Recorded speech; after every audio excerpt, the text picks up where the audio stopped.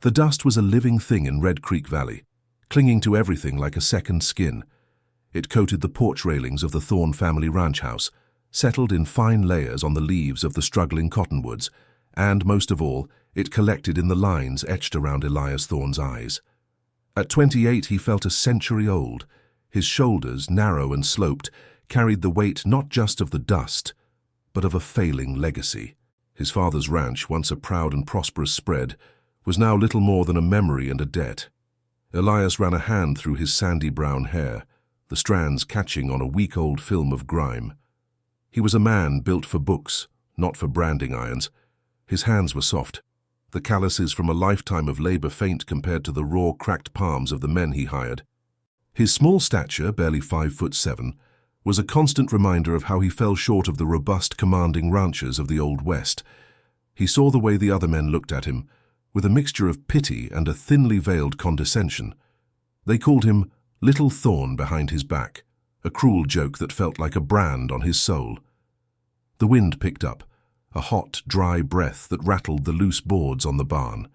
The winter had been brutal, a long and hungry beast that had decimated the herd. More than a quarter of his cattle were gone, victims of a late, merciless blizzard.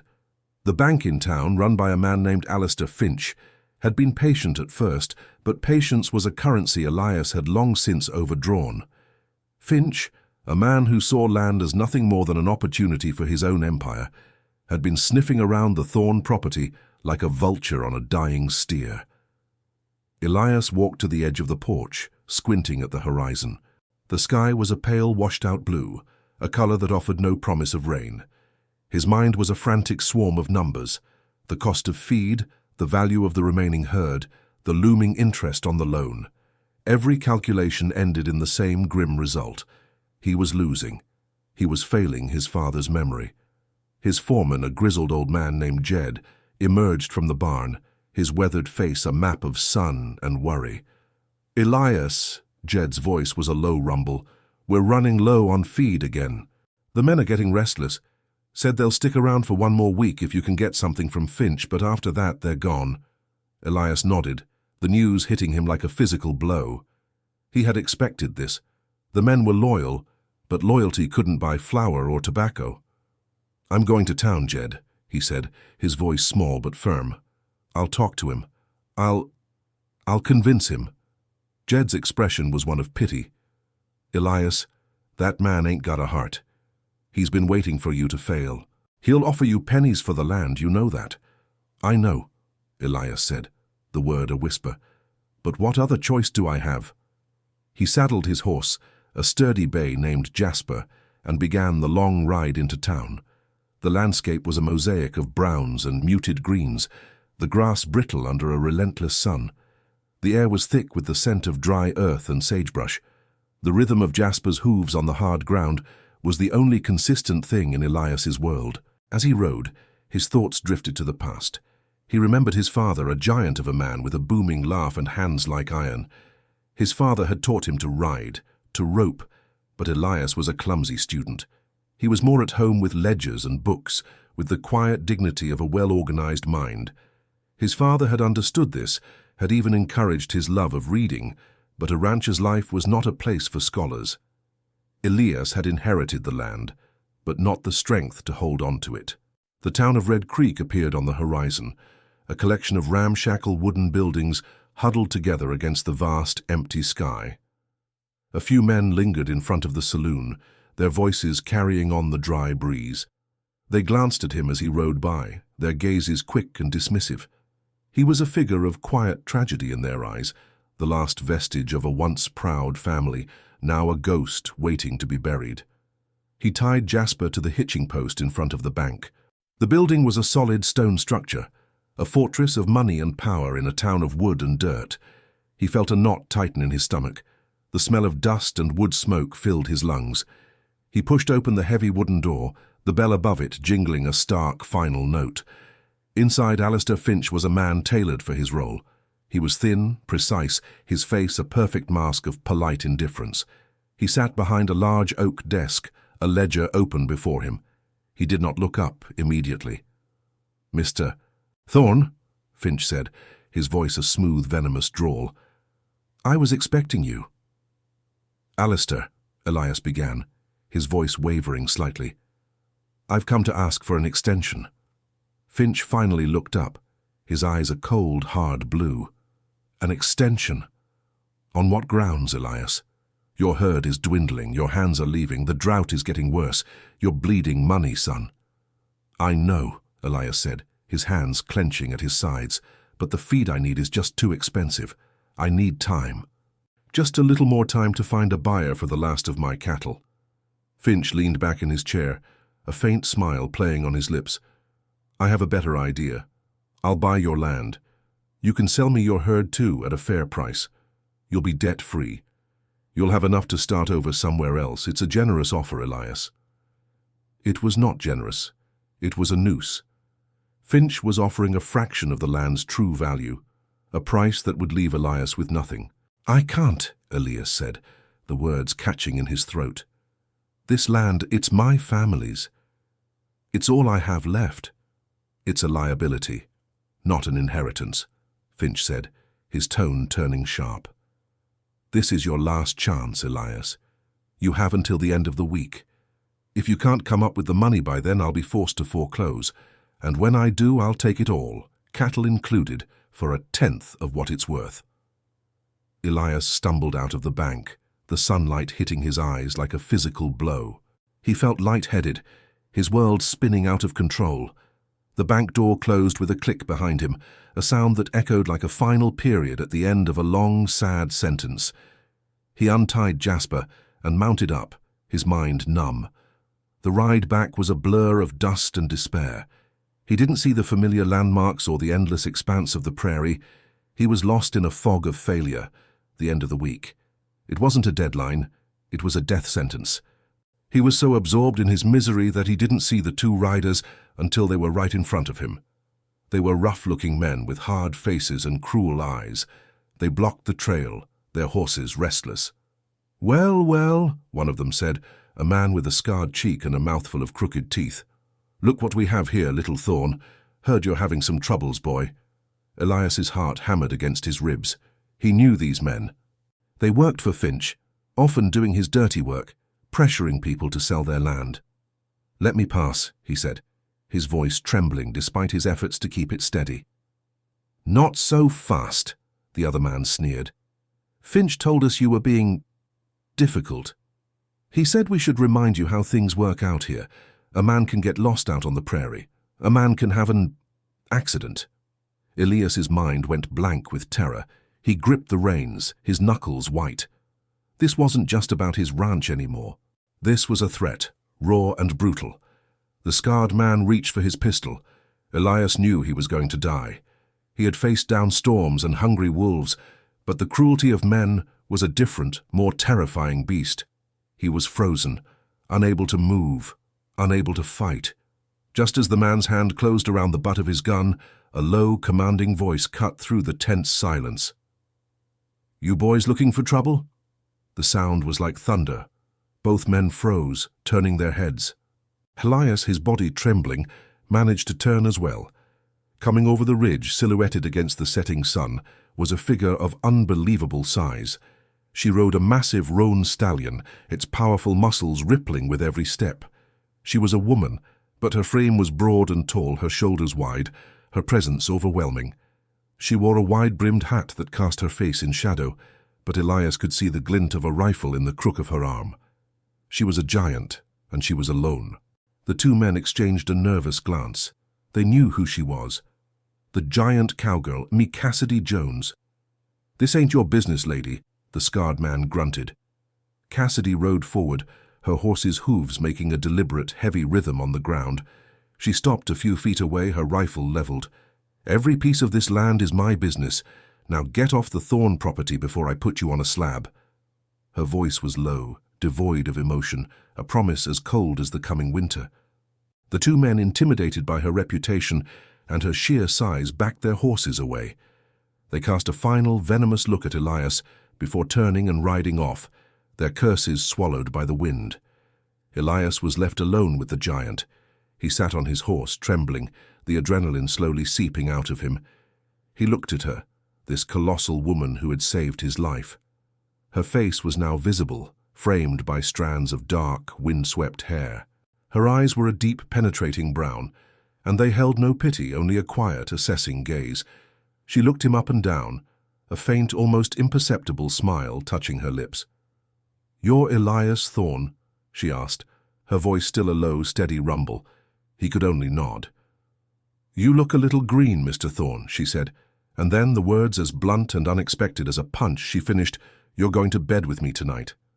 The world tilted. Elias stared at her, his mind reeling. He was saved from one disaster, only to be faced with another, far more bewildering one.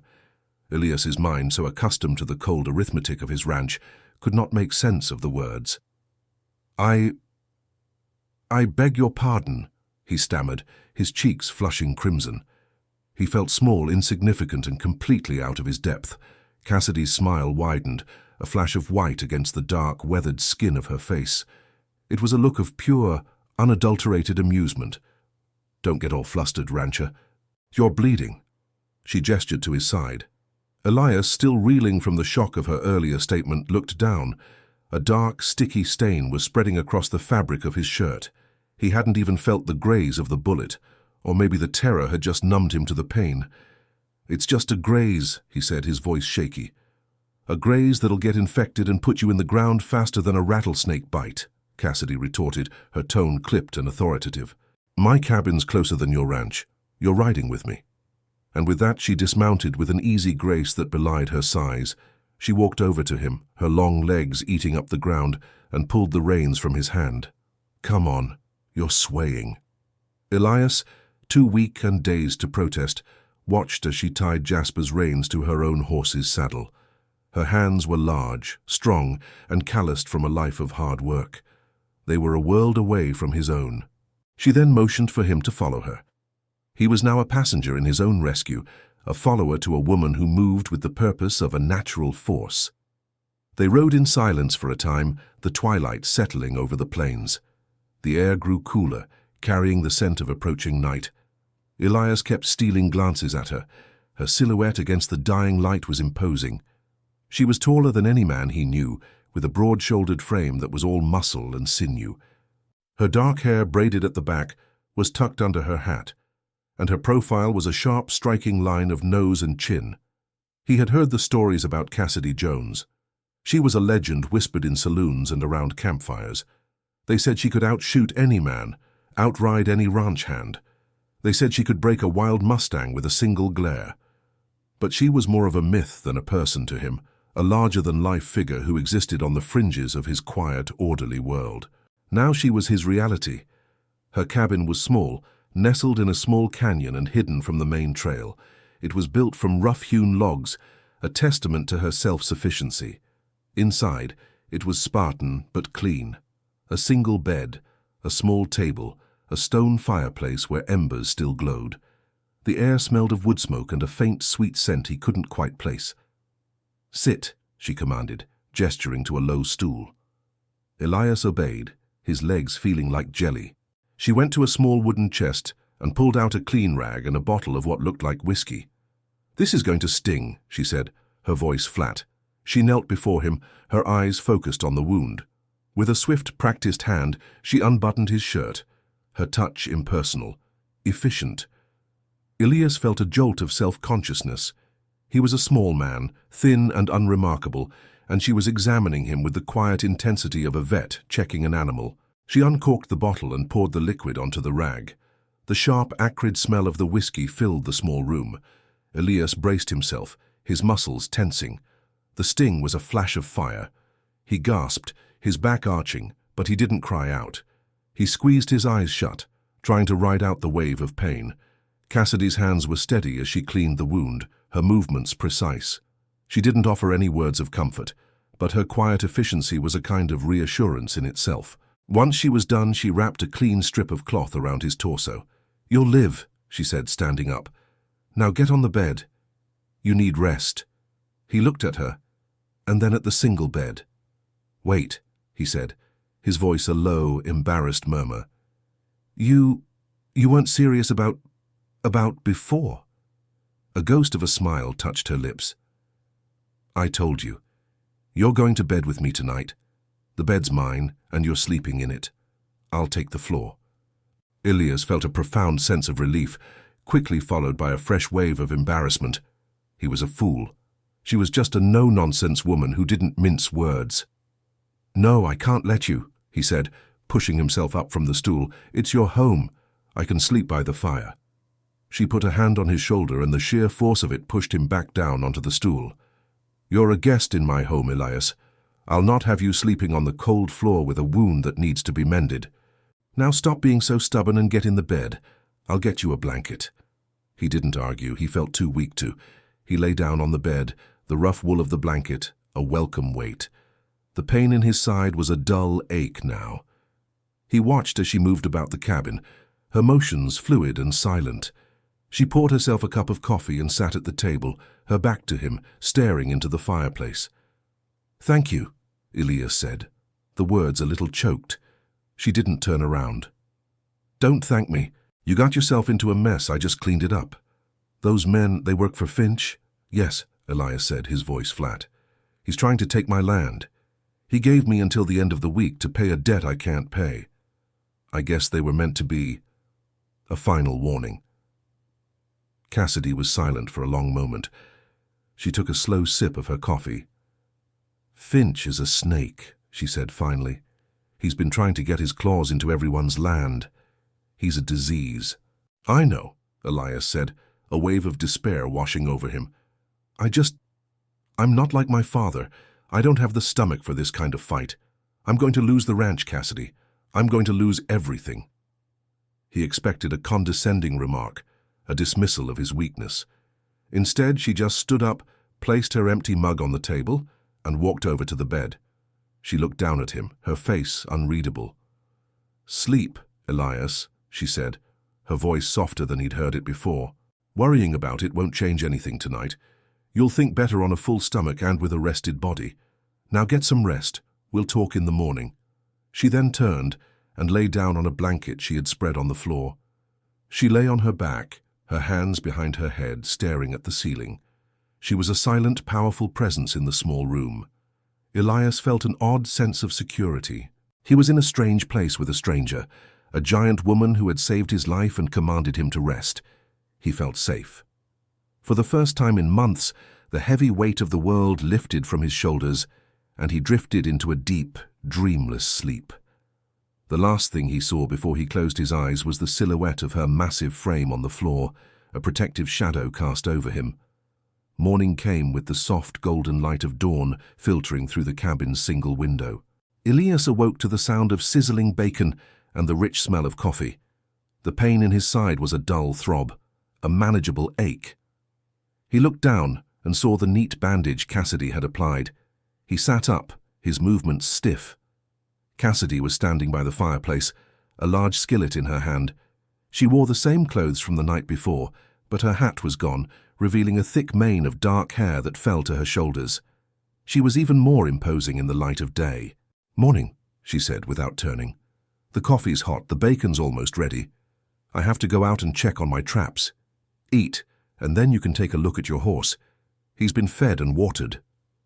She spoke as if they had known each other for years, a simple, matter-of-fact tone that made the strangeness of their situation feel almost normal. Elias got out of bed, his boots making a soft scuff on the wooden floor. He walked to the small table and poured himself a cup of black coffee from the pot on the fire. It was strong, bitter, and exactly what he needed. She served him a plate piled high with bacon and beans. The food was simple, but it was the most delicious thing he'd tasted in months. As he ate, he watched her. She moved with an easy strength, her every action deliberate and purposeful. There was no wasted motion. She was a woman who knew exactly what she was doing. When he finished, she set her own plate down and sat across from him. She ate with the same efficiency she had in her movements, but with no pretense, just a woman having a meal. "My pa always said a man can't think on an empty stomach," she said, a faint hint of a smile on her lips. "So let's talk now about this Finch fella." "There's not much to talk about," Elias said, his voice flat with despair. "He owns my debt. He wants my land. He's going to take it." "He'll take it, sure," Cassidy said, her eyes fixed on his. But what about your cattle? What about the herd that's left? Elias shrugged. He'll get those too. They'll be on the next cattle drive he sends to market. They're just another piece of the pie for him. Not if you get to them first, she said, her voice low and steady. Elias stared at her. What do you mean? The price of cattle is higher up north in Wyoming, she explained. A lot higher. The railhead at Cheyenne is paying a premium for good stock. If you can get your herd up there, you can clear enough to pay Finch and have a little left over, maybe even enough to hire some new hands and get your ranch back on its feet. A flicker of hope, bright and terrifying, sparked in Elias's chest. But a cattle drive. The passes are dangerous. The trail is long. I don't have enough men, and I can't pay them. You don't need men, Cassidy said, leaning forward. You need a good trail boss. I know the route. I've done it a dozen times, and I'm not asking for pay. Elias was stunned. Why? He asked, the word a small, confused sound. Cassidy leaned back, her gaze distant. Finch and his men have been encroaching on my land. They've been trying to force me out of my territory. If he gets your land, he'll have a straight path to my territory. He'll get stronger, and I'll have a problem I can't get rid of. I'm helping you, Elias, because it's the only way to help myself. We have a common enemy, and I don't like his methods. Elias looked at her, truly looked at her. Her face was a study in contradictions, strong, yet with a vulnerability in the curve of her mouth. Her eyes were hard, but held a hint of a deep-seated sadness. He realized she was not just a symbol of strength, but a woman who was also fighting for her own survival. What would we need? He asked, the hope growing stronger, turning into a resolve. A few good pack horses, supplies for a month, a good rifle, and a plan. The trail is rough. We'll have to get through the canyons, over the plains, and through the mountains. There will be rustlers, bad weather, and a dozen other things waiting to kill us. But it's your only shot, Elias. And mine. For the first time since his father died, Elias felt a sense of purpose. He was still scared, but the terror was no longer a paralysis. It was a fuel, a cold fire in his gut. I have some money saved, he said. Not much, but enough for supplies, and I have the herd. They're a little thin, but they're strong. Then we'll start tomorrow, Cassidy said, rising from the table. You go back to your ranch, get your supplies ready. I'll take care of my own things. We'll meet at sunrise at the river crossing. Don't be late. And don't tell a soul about this. We want to be long gone before Finch even knows what we're up to. He nodded, a new energy coursing through him. He stood up, but his side still ached. Cassidy seemed to notice. You're not fit to ride hard, she said. Take it easy. Just get your supplies. You'll need to be strong for what's ahead. No use breaking yourself before the journey even starts. He went outside to where Jasper was tied.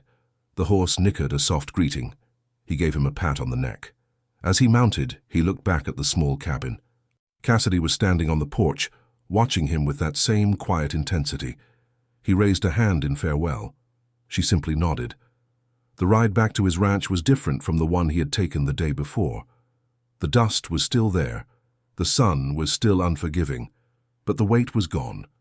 It had been replaced by a nascent hope, and the daunting, exhilarating prospect of a desperate, all-or-nothing cattle drive. He had a chance, and that chance came in the form of a giant woman who, for reasons of her own, was willing to fight for him. The news traveled fast in a town like Red Creek. Alistair Finch heard about Elias's disappearance and return within the hour. The men he had sent to persuade Elias had slunk back to town, bruised and furious. They told Finch about the giant woman who had run them off, and Finch's thin lips curled into a sneer. He knew who they meant. Cassidy Jones. A legend, a pain in the neck, and an unnecessary complication. He had hoped to avoid dealing with her directly, but it seemed she had decided to insert herself into his business. So, Little Thorn is hiding behind a woman's skirts, Finch sneered, pacing his office. He thinks he can escape his debt. He's a fool. She's no ordinary woman, boss, the scarred man, Jedediah, said, his voice a low growl. She was with a rifle, and she looked like she'd use it. I don't care if she's the Queen of England, Finch snapped. This is a land deal, not a gunfight, and I will not have my profits jeopardized by some overgrown she-wolf. Finch had a plan. He was a man of cunning, not of brute force. He would not send his men to get into a drawn-out conflict with Cassidy Jones. He would instead play a different game, a waiting game. He would watch Elias and his ranch. He knew Elias couldn't hide forever. The cattle needed to be moved. Finch would let them start their journey, thinking they had escaped, and then he would ambush them at the most vulnerable point on the trail. Meanwhile, back at the Thorn Ranch, Elias worked feverishly. He told Jed the truth, or a version of it, that he had found a way to save the ranch, that he was going to take the remaining cattle north. Jed was skeptical, but seeing the fire in Elias's eyes, he agreed to help. But, alone? You and the girl? Jed said, his brows furrowed with worry. Not alone, Elias said. Cassidy knows the trail, she's an expert, and we'll be moving fast. Jed sighed, running a hand over his face. I'll help you get supplies. But you know this is a fool's errand, right, Elias? It's a suicide mission. It's the only mission I have left, Elias replied, his voice firm. He had lost the fear of Jed's judgment. It didn't matter what Jed thought. All that mattered was the herd, the trail, and the chance to save his family's legacy. Elias spent the rest of the day gathering supplies. Salted meat, flour, coffee, and ammunition. He packed saddlebags and a few extra blankets. He checked his rifle, a fine Winchester his father had given him, and his pistol. He was a poor shot, but he'd have to get better. Fast. The air was heavy with the scent of an approaching storm, but it wasn't the kind that brought rain. It was the kind that held a threat, an unspoken promise of violence. Elias felt it in the tense silence of the ranch, in the nervous glances of his hired hands who were getting ready to leave. They were like birds sensing a predator. The day ended, and Elias lay in his bunk, staring at the rough-hewn ceiling. The thought of the journey ahead was daunting. He was a rancher, not a cowboy. He had never been on a long trail drive. He had always been the one to stay behind, to manage the books, to worry. Now, he was the one taking the risk. The responsibility was a heavy cloak on his shoulders, but it was a burden he chose to bear. The next morning, before the sun had even painted the sky, he was up.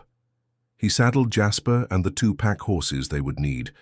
He checked the herd one last time, a lump forming in his throat as he looked at the animals that represented his last hope. They were a bit scrawny, but they had heart. They were all he had. He rode out of the ranch just as the first rays of light touched the horizon, a ghost in the grey half-light. The air was crisp, and a cold wind whipped around him. He didn't look back. He couldn't. He rode toward the river crossing, the meeting point Cassidy had set. The river was a shallow, meandering stream, but its waters were a lifeline in this parched land. He saw her before she saw him, a colossal figure standing in the middle of the river, her roan stallion drinking from the clear water. She was already there. She had packed her own supplies, her saddlebags bulging. She was wearing a duster, a long, oiled canvas coat that made her look even larger. As he approached, she mounted her horse, her movements fluid and powerful. "You're not late," she said, her voice a low rumble. "That's a start." Elias said nothing. He was mesmerized by her. She was a woman of the land, a creature of the wild. Her presence was as natural as the mountains and as powerful as the river. "Finch is watching your ranch," she said, her eyes scanning the distant hills. "He'll know you're gone. He'll expect you to go east to a closer market. We'll go west, then north. We'll take the long way through the canyon lands. It's a tight squeeze and the terrain is rough, but he won't expect it." Elias nodded. He had a brief, painful image of Finch's face when he realized his prey had slipped away. But the satisfaction was quickly replaced by a fresh wave of fear. The canyon lands. He knew of them. A maze of unforgiving rock and narrow passes, a place where a man could get lost forever. "We have to move the herd now," Cassidy said. "The sun is coming up and we don't have all day." And with that, she rode off, the roan stallion moving with a powerful, easy lope. Elias followed, his heart pounding in his chest. He was a man with nothing left to lose, and he was following a giant woman into a world of his own making, a world of desperate gambles and impossible hopes. The cattle drive, his last chance, had begun. The first few days of the trail drive were a brutal education for Elias. He had spent his life managing a ranch, a contained, orderly world. The open range was chaotic, unforgiving, and relentless. The sun beat down with a ferocity that made his skin feel like it was cracking. The dust, kicked up by the shuffling hooves of the cattle, was a constant presence, filling his mouth and nose, turning his clothes a uniform shade of grey. Cassidy, in contrast, seemed to thrive in the harsh conditions. She moved with a quiet authority, her presence a silent command to the herd. She rode with a grace that was almost mesmerizing, her horse, the roan stallion named Goliath, a perfect extension of her will. She knew every dip in the trail, every patch of good grass, every water source. She was a natural-born leader, and Elias, for all his book knowledge and ranching experience, was a clumsy apprentice. His inexperience showed in a dozen small ways. He lost his footing while trying to separate a steer from the herd. He fumbled with his rope. He struggled to stay awake during the long, starlit nights when they took turns watching the cattle. The pain in his side, though healing, was a constant dull reminder of his vulnerability. Cassidy was patient, but her patience was born of necessity, not kindness. She would correct him with a short, sharp phrase, a gesture, or a withering look. "Keep your eyes on the strays, Elias," she'd say, her voice a low command. "A stray is a lost calf in the making." Or, "Tie that knot tighter, Thorn. You don't want to lose your supplies halfway through the canyon." He bit back his frustration. He knew she was right. She wasn't being cruel, she was being a trail boss. On the third day, they reached the canyon lands. The terrain shifted dramatically. The wide, dusty plains gave way to a labyrinth of towering rock formations, narrow gorges and twisting paths. The air grew cooler in the shade of the red cliffs, but the silence was unnerving. The cattle, too, seemed to sense the change, their lowing more anxious, their movements more hesitant. "This is where it gets dangerous," Cassidy said, her voice echoing off the canyon walls.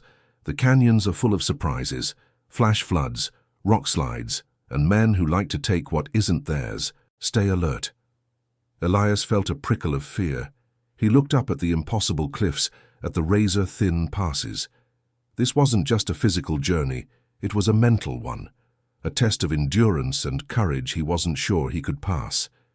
He watched her, a woman who seemed to have no fear. He had heard the stories, the exaggerations, but he was seeing the truth of her now. She was a woman of the wilderness, forged by it.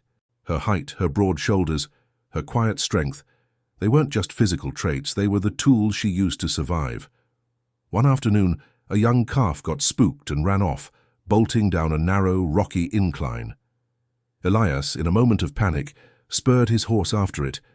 He was clumsy, his horse's hooves clattering on the loose rock. He was gaining on the calf when his horse stumbled. Elias was thrown, landing hard on his side, the pain exploding through him. He gasped, his breath knocked from his lungs. The calf disappeared around a bend. When he could finally breathe again, he looked up. Cassidy was standing over him, her face a mask of annoyance. She had dismounted with quiet efficiency and was looking at him with a mixture of exasperation and concern. "I told you to be careful," she said, her voice hard. "You can't just run after a stray like a blind man. You could have broken your neck. And now we have a lost calf." Elias pushed himself up, his muscles screaming. "I'm sorry," he mumbled, his face hot with shame. "Sorry doesn't bring back a calf," she said, before turning and looking at the tracks. "Stay put." She moved with an uncanny quickness, following the calf's trail. Elias watched her go, a small, pathetic figure sprawled on the ground, watching the giant woman who was once again fixing his mistakes. He felt a fresh wave of despair. He was useless. He was a burden. He was going to get them both killed. About an hour later, she returned, the calf walking docilely in front of her. She had a rope tied around its neck. She said nothing, just led it back to the herd. Elias stood up, his body aching, his pride shattered. He felt like a failure, not just as a rancher, but as a man. His father would have known what to do. He would have handled the situation with an easy authority. But Elias was not his father. He was just a man with a bookkeeper's mind, a timid heart and a stubborn hope. That night, as the stars came out, painting the sky with a million points of light, Elias was on watch duty. He sat by the fire, listening to the soft lowing of the herd. Cassidy was sleeping a few yards away, her massive frame a dark lump under a blanket. He watched the herd, his mind replaying the day's events. He couldn't keep going like this. He was a liability. He saw a stray calf wandering off towards the darkness. He got up, his movements slow and deliberate, and walked toward it. This time he wouldn't use his horse. He'd do it on foot. He approached the calf, speaking to it in a soft, low voice, his father's voice. "Come on, little fella, don't wander off, don't go getting yourself lost." He reached out a hand, and the calf spooked, bolted. But Elias was ready. He moved, not with speed, but with a quiet determination. He cornered it against a rock, his movements gentle, coaxing. He managed to get a hand on its collar, and with a soft, firm touch, he led it back to the herd. He turned and saw Cassidy. She was sitting up, her eyes on him. He felt his face flush, but she said nothing. She just lay back down. The gesture was a silent acknowledgement, a sign that she had seen him. He was a novice, a fool, but he was learning. He was trying. And in the vast, unforgiving silence of the canyonlands, that was all that mattered. The air grew heavy and hot. The sky, once a pale, endless blue, was now a bruised violet, promising a storm that wasn't of rain. They were in a part of the canyons that was known for its narrow passes and treacherous climbs. It was also known for its outlaws. Cassidy, ever watchful, had been on high alert all day. "Keep a lookout, Elias," she'd said, her voice low and tense. "This place is a beehive of scum. They'll be watching us from the cliffs." He had been watching, his eyes strained, his hand resting on the butt of his pistol. But he was no expert, and the vast, empty landscape offered a million places to hide. That night, it happened. Elias was on watch, the moon a sliver of white in the dark sky. The lowing of the cattle was a restless, anxious sound. He felt a shift in the air, a sense of something wrong. He heard a noise, a sharp metallic clang of a horseshoe on rock, and his heart leaped into his throat. He turned just in time to see two men on horseback, dark shapes against the darker rock. They were trying to cut off a small section of the herd. Elias's mind went blank with terror. He fumbled for his rifle. A shot rang out, not from his gun, but from the darkness where Cassidy was. The bullet ricocheted off a rock with a high-pitched whine.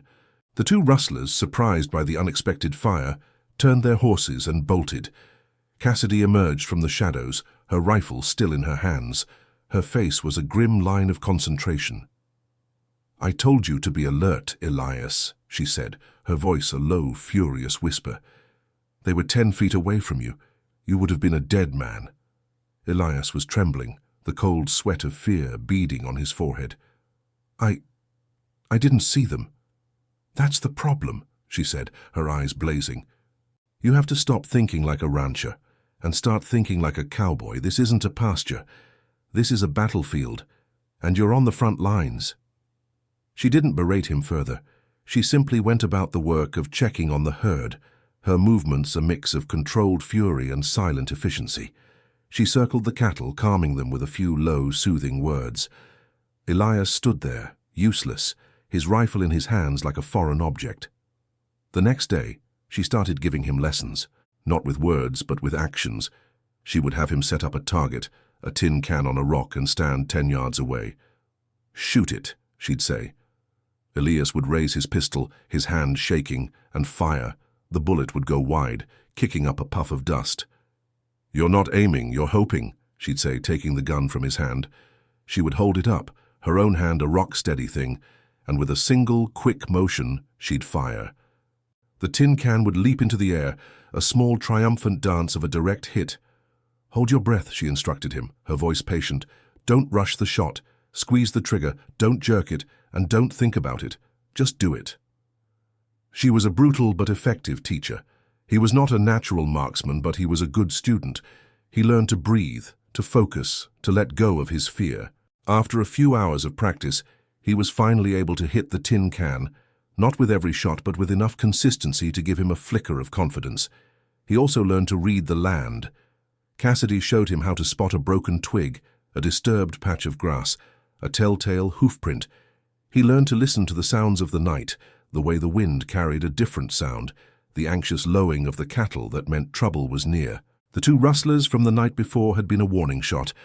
Now they were on the move again, and they were in a much more dangerous place. As they moved deeper into the canyons, a new threat emerged. They saw a man riding on the horizon, a single rider who was watching them. He was a scout for a larger gang. Cassidy's face grew grim. "They've got a scout," she said, her eyes narrowed. "They're circling us. They'll wait for the right time to strike." Elias felt a fresh wave of fear, but it was different this time. It was a cold, sharp blade, not a paralyzing fog. He was no longer just a victim. He was a participant. They pushed the herd forward, through narrow passes where the cattle had to be moved one by one, through stretches of land where the footing was treacherous.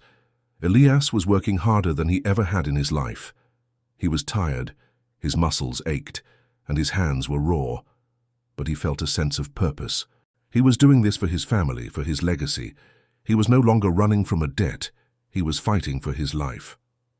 That night, as the sun set, they made camp in a small enclosed clearing. The towering rock walls provided some protection, but they also made them vulnerable. They were in a trap. "They'll come tonight," Cassidy said, her voice low, "probably just before dawn. They'll try to stampede the herd and pick them off in the chaos. We have to be ready." Elias was on watch. He was no longer sitting by the fire. He was hidden behind a large rock, his rifle in his hands, his eyes scanning the darkness. The moon was now gone, and the stars were his only light. The air was still, heavy with a silent tension. He heard them before he saw them. A faint sound, the whisper of a hoof on rock, a low murmur of a voice. They were coming. He held his breath, his heart a furious drum in his chest. He saw them then, 5 men on horseback, dark, predatory shapes on the ridge above them. He didn't hesitate. He took aim, not hoping, but aiming, and he fired. The shot echoed through the canyon like a cannon blast. The men on the ridge scattered, surprised. A second shot rang out, a sharp, clean sound. Cassidy's rifle. The ambush was broken before it even began. The rustlers, disorganized and surprised, retreated. Elias heard their horses' hooves fade into the distance, and the silence returned, thick and profound. He was still trembling, but it was a different kind of tremor. It was not of fear, but of adrenaline. He had fired a shot. He had fought back. He had stood his ground. He was a rancher with a bookkeeper's mind, but he had a cowboy's heart. And for the first time in a long time, he felt a flicker of pride. He was still Elias Thorne. But he was also something more. The thwarted ambush gave them a brief reprieve, but Cassidy was under no illusions. "They'll be back," she said, as they broke camp at dawn. "They know we're here. They won't give up easily." They pushed the herd harder now, the urgency a constant goad. The landscape grew even more severe. The canyons twisted into a maze of dead ends and treacherous paths, their walls a stark, uncompromising red. The air was dry and thin, and the sun beat down with a relentless fury. Elias was bone-tired, his muscles aching with a deep, consuming weariness. But the weariness was different now.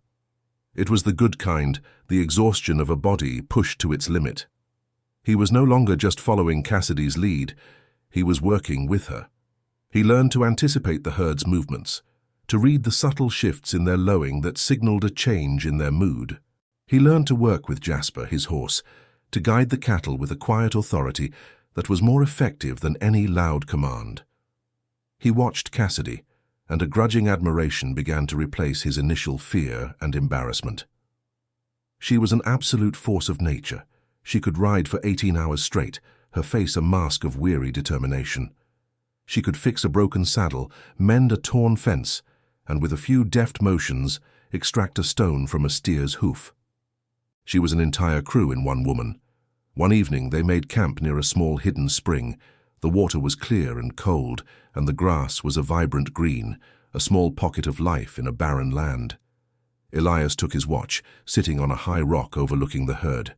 The silence was broken only by the gentle murmuring of the water and the soft rustling of the wind. Cassidy joined him.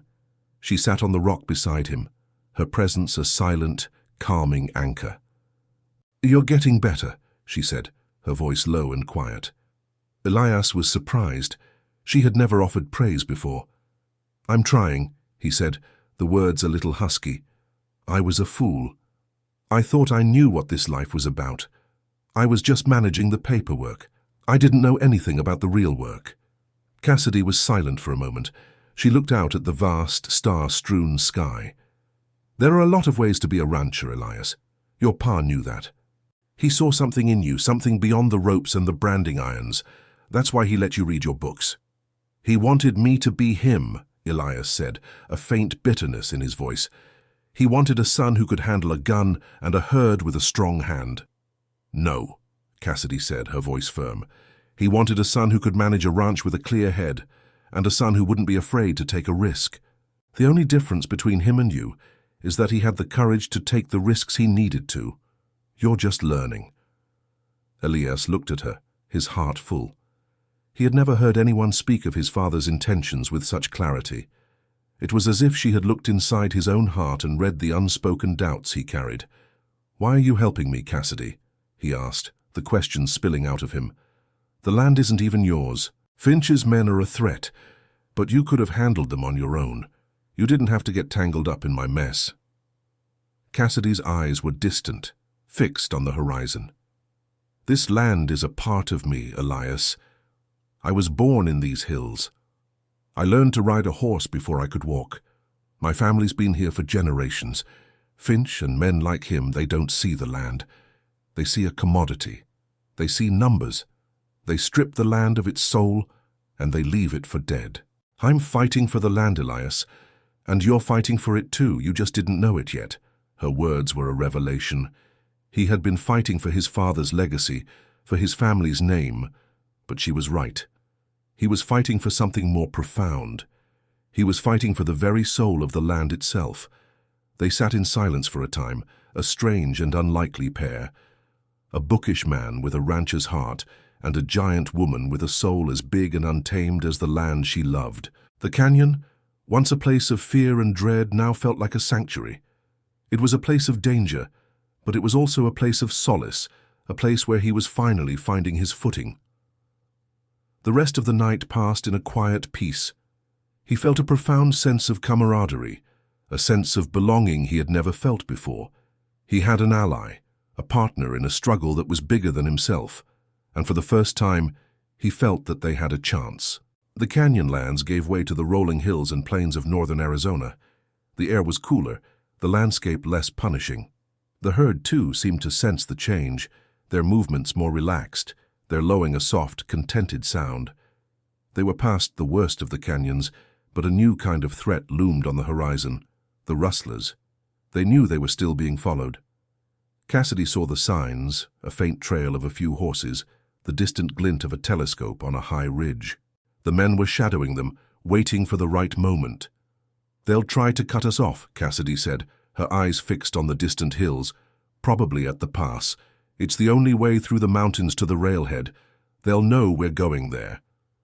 Elias felt the familiar knot of fear tighten in his stomach. The pass. It was a narrow, steep trail, a bottleneck where they would be most vulnerable. The rustlers would have them trapped, with nowhere to go. "What do we do?" he asked, his voice low. "We get there first," Cassidy said, her jaw set. "We push the herd harder. We'll ride all night if we have to. We'll get through the pass before they can set up an ambush." And so they did. They rode through the night, the moon their only light. The lowing of the cattle was a constant, weary symphony. Elias was exhausted, his body screaming for rest, but he kept going. He rode beside Cassidy, a silent, determined partner. He watched her, a dark silhouette against the moonlit landscape, her resolve a tangible presence. They reached the pass just as dawn was breaking. It was a narrow, rocky trail, the cliffs rising on either side. It was a perfect place for an ambush. But they were alone, the rustlers were not there. "We did it," Elias said, his voice a breathless whisper. "We got here first." Cassidy said nothing. She was looking at the ground, her eyes narrowed. She dismounted, her boots making a soft scuff on the rocky ground. She knelt, her long fingers brushing the dirt. "What is it?" Elias asked, his heart sinking. "They're here," she said, her voice as cold as a mountain spring. "They've already been through, and they're not after the herd." Elias was confused. "But what are they after?" Cassidy rose, her eyes fixed on his. "They're after me, Elias. They knew I'd bring the herd here. They've been watching me, and they've set a trap. Elias's mind reeled. They were not chasing the cattle, they were chasing Cassidy. He was just a pawn in a game he didn't understand. "What kind of trap?" he asked, his voice shaking. "I don't know," she said, her voice grim, "but I have a feeling we're about to find out." She was right. As they began to move the herd through the pass, a shot rang out. It was a warning shot, not a hit, but it was enough. It was a signal. The rustlers, a half-dozen of them, emerged from the cliffs above, their rifles glinting in the morning light. Elias's heart leaped into his throat. They were trapped. The herd was bunched up on the narrow trail, a perfect target. They were at the mercy of the rustlers. "Get down!" Cassidy yelled. "Take cover behind the cattle!" Elias obeyed, his mind a frantic swarm of thoughts. He was a bookkeeper. He was a rancher. He wasn't a fighter. But Cassidy was. She dismounted, her rifle in her hands, and began to return fire. She was a natural markswoman, her shots precise and deadly. One of the rustlers went down, a small dark shape tumbling from the cliffside. The others hesitated, surprised by her ferocity, but there were too many of them. They began to fan out, to circle around. The herd, spooked by the gunfire, began to panic. They were starting to stampede. Elias knew what he had to do. He couldn't fight, but he could lead. He ran to the head of the herd, his voice a panicked but firm shout. Turn them around, don't let them go down the pass." He moved with a speed he didn't know he possessed, waving his arms, yelling. He managed to turn the lead steer, and the rest of the herd followed, their massive bodies a living wall of flesh and bone. He was pushing them back, trying to keep them out of the line of fire. He heard a cry of surprise from the rustlers, their plan thwarted. He heard the roar of Cassidy's rifle, a constant, furious sound. He was doing his part. He was fighting in his own way. He was saving the herd. But he was also in the middle of a war, a human, brutal thing. And he was a man who had never held a gun for a day in his life. He felt a sharp, burning pain in his arm. A bullet had grazed him, a hot, angry sting. He ignored it. He had to keep going. He had to save the herd. He had to save Cassidy. He looked up at her, and he saw a flicker of something he had never seen before, a vulnerability. She was fighting, but she was outnumbered. She was bleeding. He saw a wound on her shoulder, a dark stain spreading across the fabric of her coat. She was hurt, and she was fighting for him. He was no longer a man running from his problems. He was a man fighting for his life, and for the life of the woman who had saved his. He was no longer Elias Thorne, the timid rancher. He was a cowboy, a fighter, a man with a purpose. He had a debt to pay, and he would pay it in blood. The gunfire echoed through the pass, a staccato rhythm of violence and fear. The rustlers, infuriated by their failed ambush, were now relentless. They were no longer just after the herd. They were after Cassidy. They wanted her dead. Elias was on the ground, a low-slung, frantic blur of motion. He was an untrained cowboy, but he was a man of action now. He was herding the cattle, using his body as a shield, his voice a low, constant shout. He was trying to keep the herd from stampeding, from becoming an easy target. He was a bullfighter, a matador in a dusty, sun-bleached arena, and the bulls were his own livelihood. He heard a cry of pain from Cassidy. He risked a glance up at the cliff. She was still standing, her rifle still in her hands, but she was slumped against the rock. A fresh stain of red was spreading across her side. The rustlers, seeing her weakness, were closing in. Elias felt a cold, white-hot fury course through him. He was tired of being helpless. He was tired of being afraid. He was tired of being Little Thorne. He pulled his pistol from its holster, his hands no longer shaking. His father's pistol, a Colt .45. It felt heavy and solid in his hand, a weight of iron and purpose. He had never been a good shot, but now his mind was clear, his focus absolute. He had to save her. He turned and looked at the rustlers. He saw the leader, a brutish man with a handlebar mustache, aiming his rifle at Cassidy. Elias took a breath, his mind a blank, empty space of concentration. He squeezed the trigger. The shot was a small thing, a pop in the great symphony of the gunfight, but it was a shot that mattered. The leader of the rustlers grunted, a look of surprise on his face, and fell from his horse. The other men hesitated, a moment of confusion in their eyes. It was all Cassidy needed. With a new wave of adrenaline, she raised her rifle and fired, a clean, sharp shot that took down another rustler. The rest of the gang, leaderless and shaken, turned and fled, their curses echoing off the canyon walls. The silence that followed was heavy and profound. The only sound was the breathing of the cattle and the thumping of Elias's own heart. He looked up at Cassidy. She was still standing, but she was bleeding, a lot.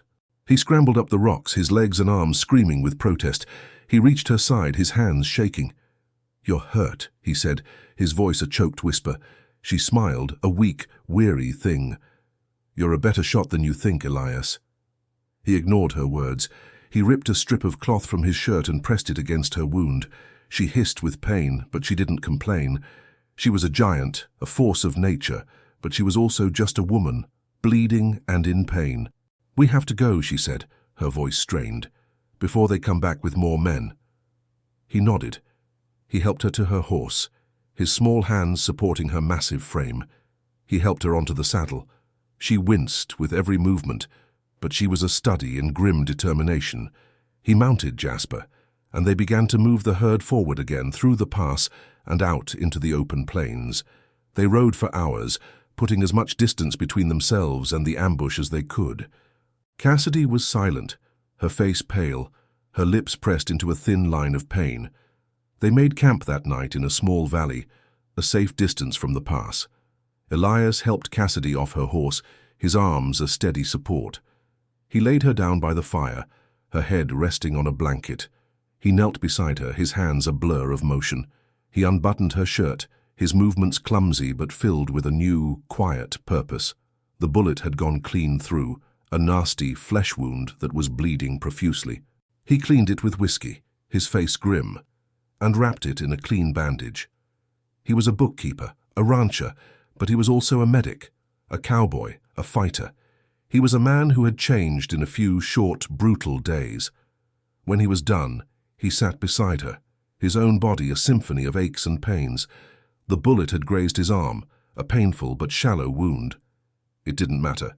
He was a man with a debt to a giant woman who had saved his life, and he had just paid a part of that debt. "You should get some rest," he said, his voice low. She looked at him, her eyes tired but filled with a new quiet respect. "You saved me, Elias. You didn't run. You fought." "I did what I had to do," he said, the words simple and true. "You saved me first. This is just the beginning of a long debt, Cassidy." She smiled, a true, genuine smile that reached her eyes. "I think you just paid the first installment." He sat with her by the fire, a small man beside a giant woman, two unlikely heroes in a desolate, unforgiving land. The night was still, the stars a vast, comforting presence. He had a debt to pay, and a future to fight for. And he would. He had no other choice, and for the first time he was not afraid of it. The next few days were a blur of pain, exhaustion, and quiet care. Cassidy's wound, though not life-threatening, was deep and angry. The fever that followed was a fierce, relentless thing that left her weak and delirious. Elias, the man who had struggled to tie a proper knot just a week ago, became her caretaker. He was a natural at it. He changed her bandages, his hands surprisingly gentle for a man who had never tended to a wound before. He used what little clean water they had to wipe the sweat from her brow. He boiled the water and made her a bitter tea from some herbs he found, a remedy he'd once read about in a book. He was a bookkeeper by nature, and he was keeping a meticulous, desperate ledger of her health. During her fevered state, she spoke in a low, rambling voice. She spoke of a childhood spent on the plains, of a father who taught her to shoot, and a mother who taught her to love the land.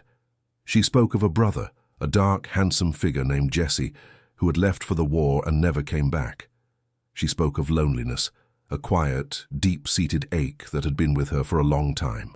Elias listened, his heart aching with a shared sense of loss.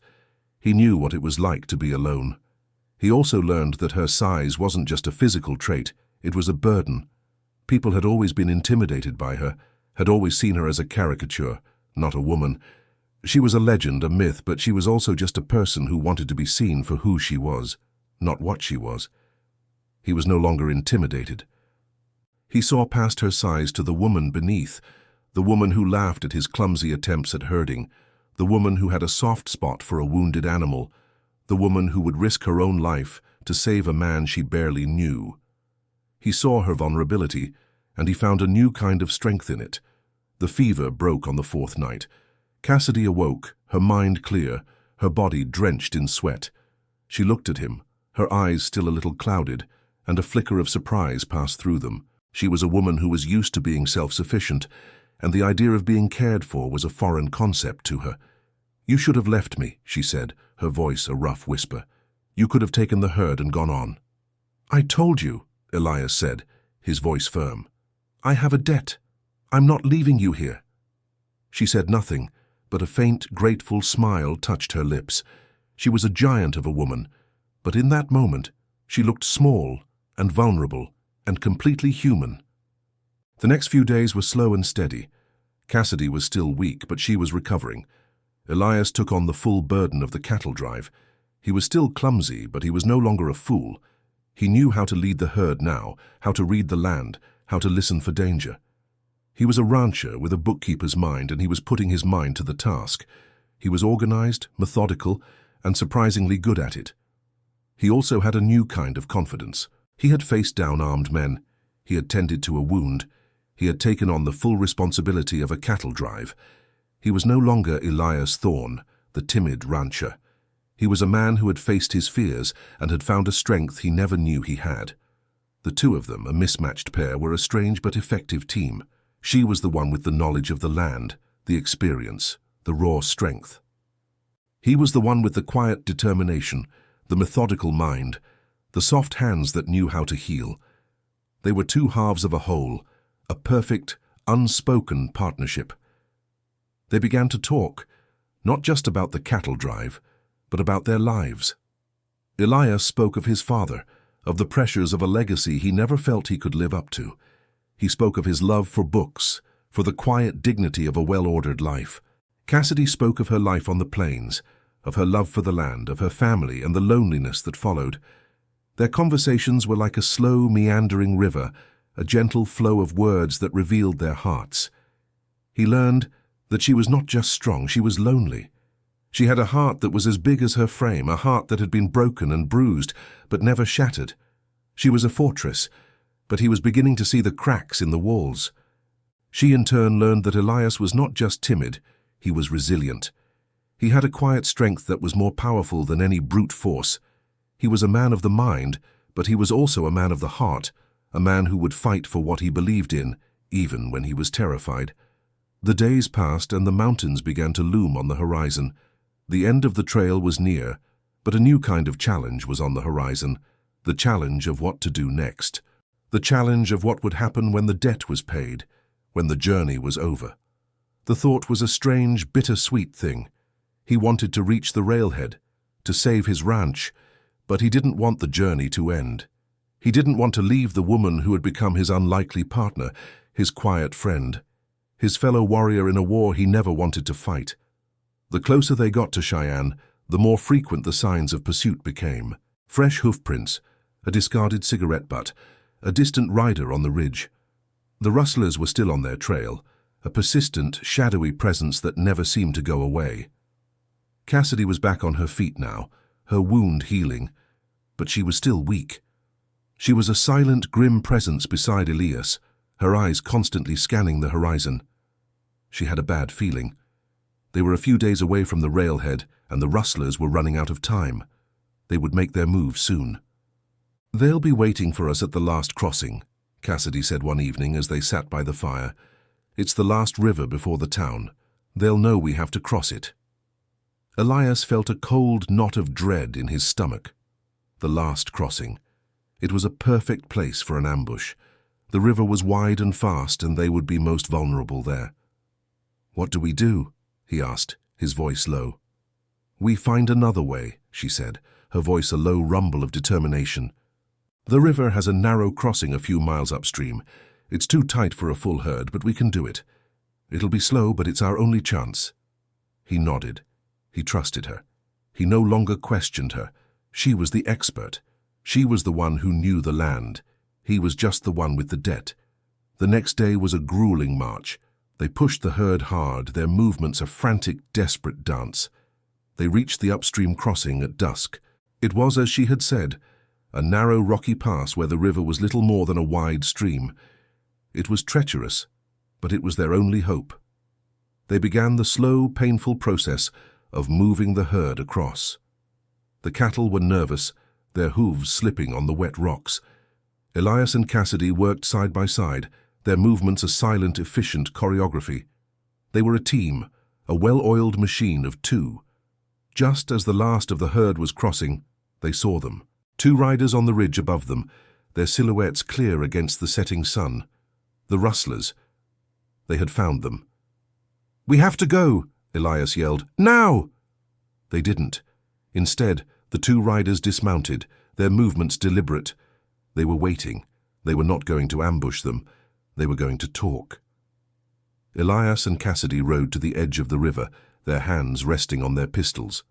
They watched as the two men rode down the ridge and stopped a few yards away.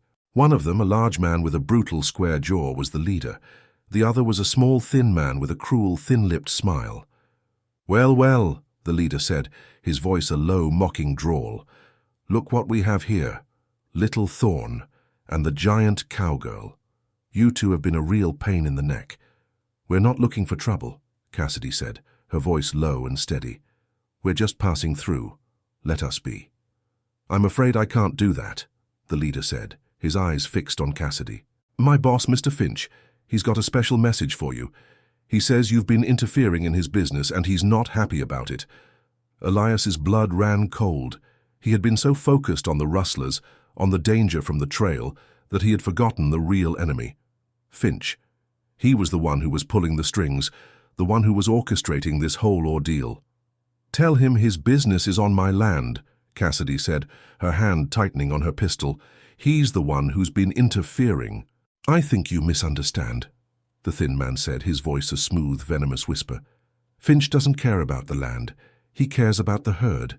He's willing to let you go, all of you, in exchange for the herd." Elias felt a surge of cold fury. The herd, his last hope. They were not just a commodity. They were his family's legacy. He had fought for them, bled for them. He would not give them up. "No," he said, his voice firm. "The herd stays with me." The thin man's smile widened. "I think you'll find that's not a choice you get to make, little man. We'll take the herd and you'll go on your way. You'll be debt-free, you'll have nothing, but you'll have your life. It's a generous offer." "We're not taking it," Cassidy said, her voice a low growl. "You can tell Finch he can go to hell."